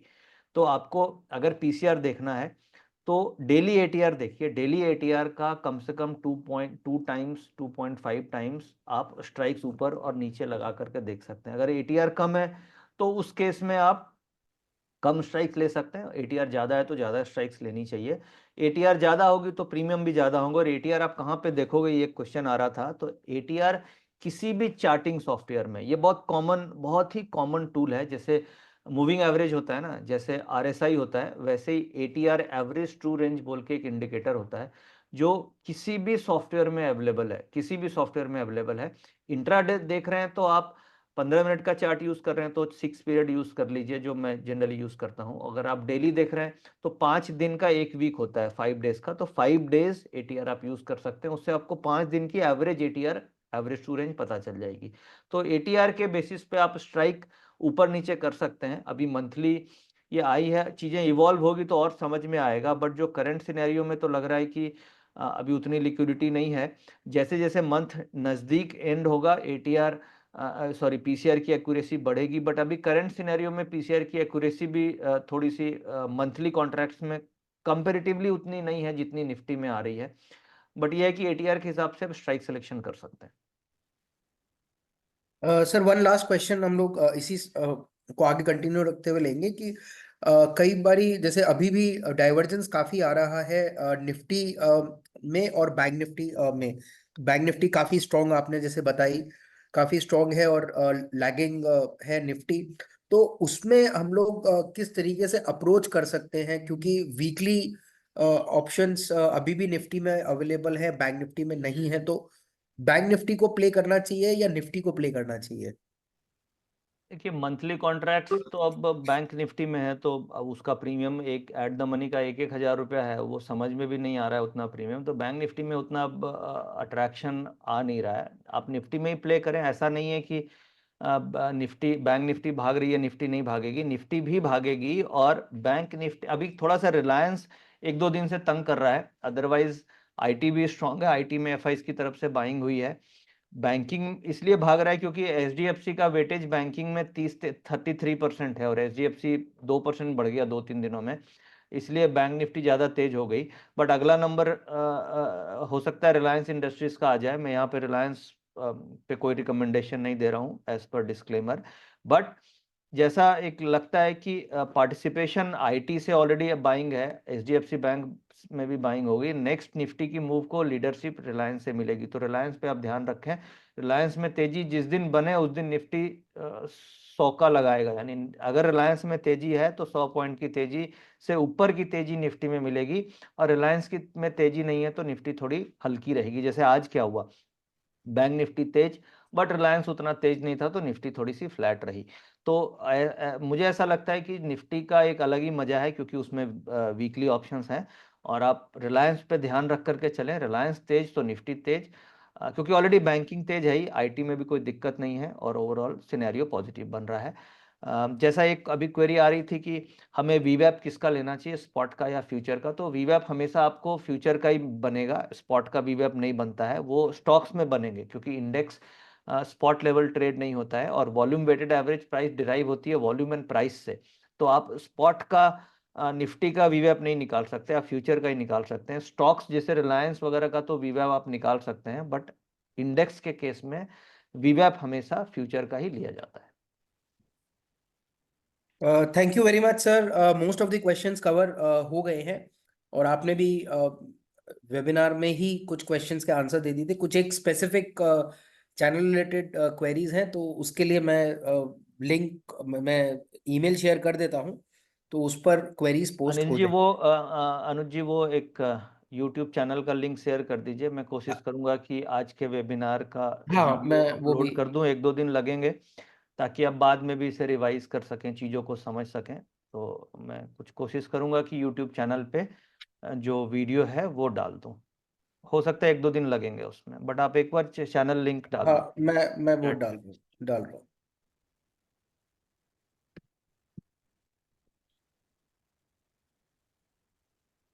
मैंने यूट्यूब का चैनल भी शेयर कर दिया है, हाँ, और तो चैट में आपको यूट्यूब का चैनल लिंक है, इसमें हम वीडियो कोशिश करेंगे 2-4 दिन में डाल दें। Thank you very much, thank you Anuj okay, जी, thank you everyone, thank you sir.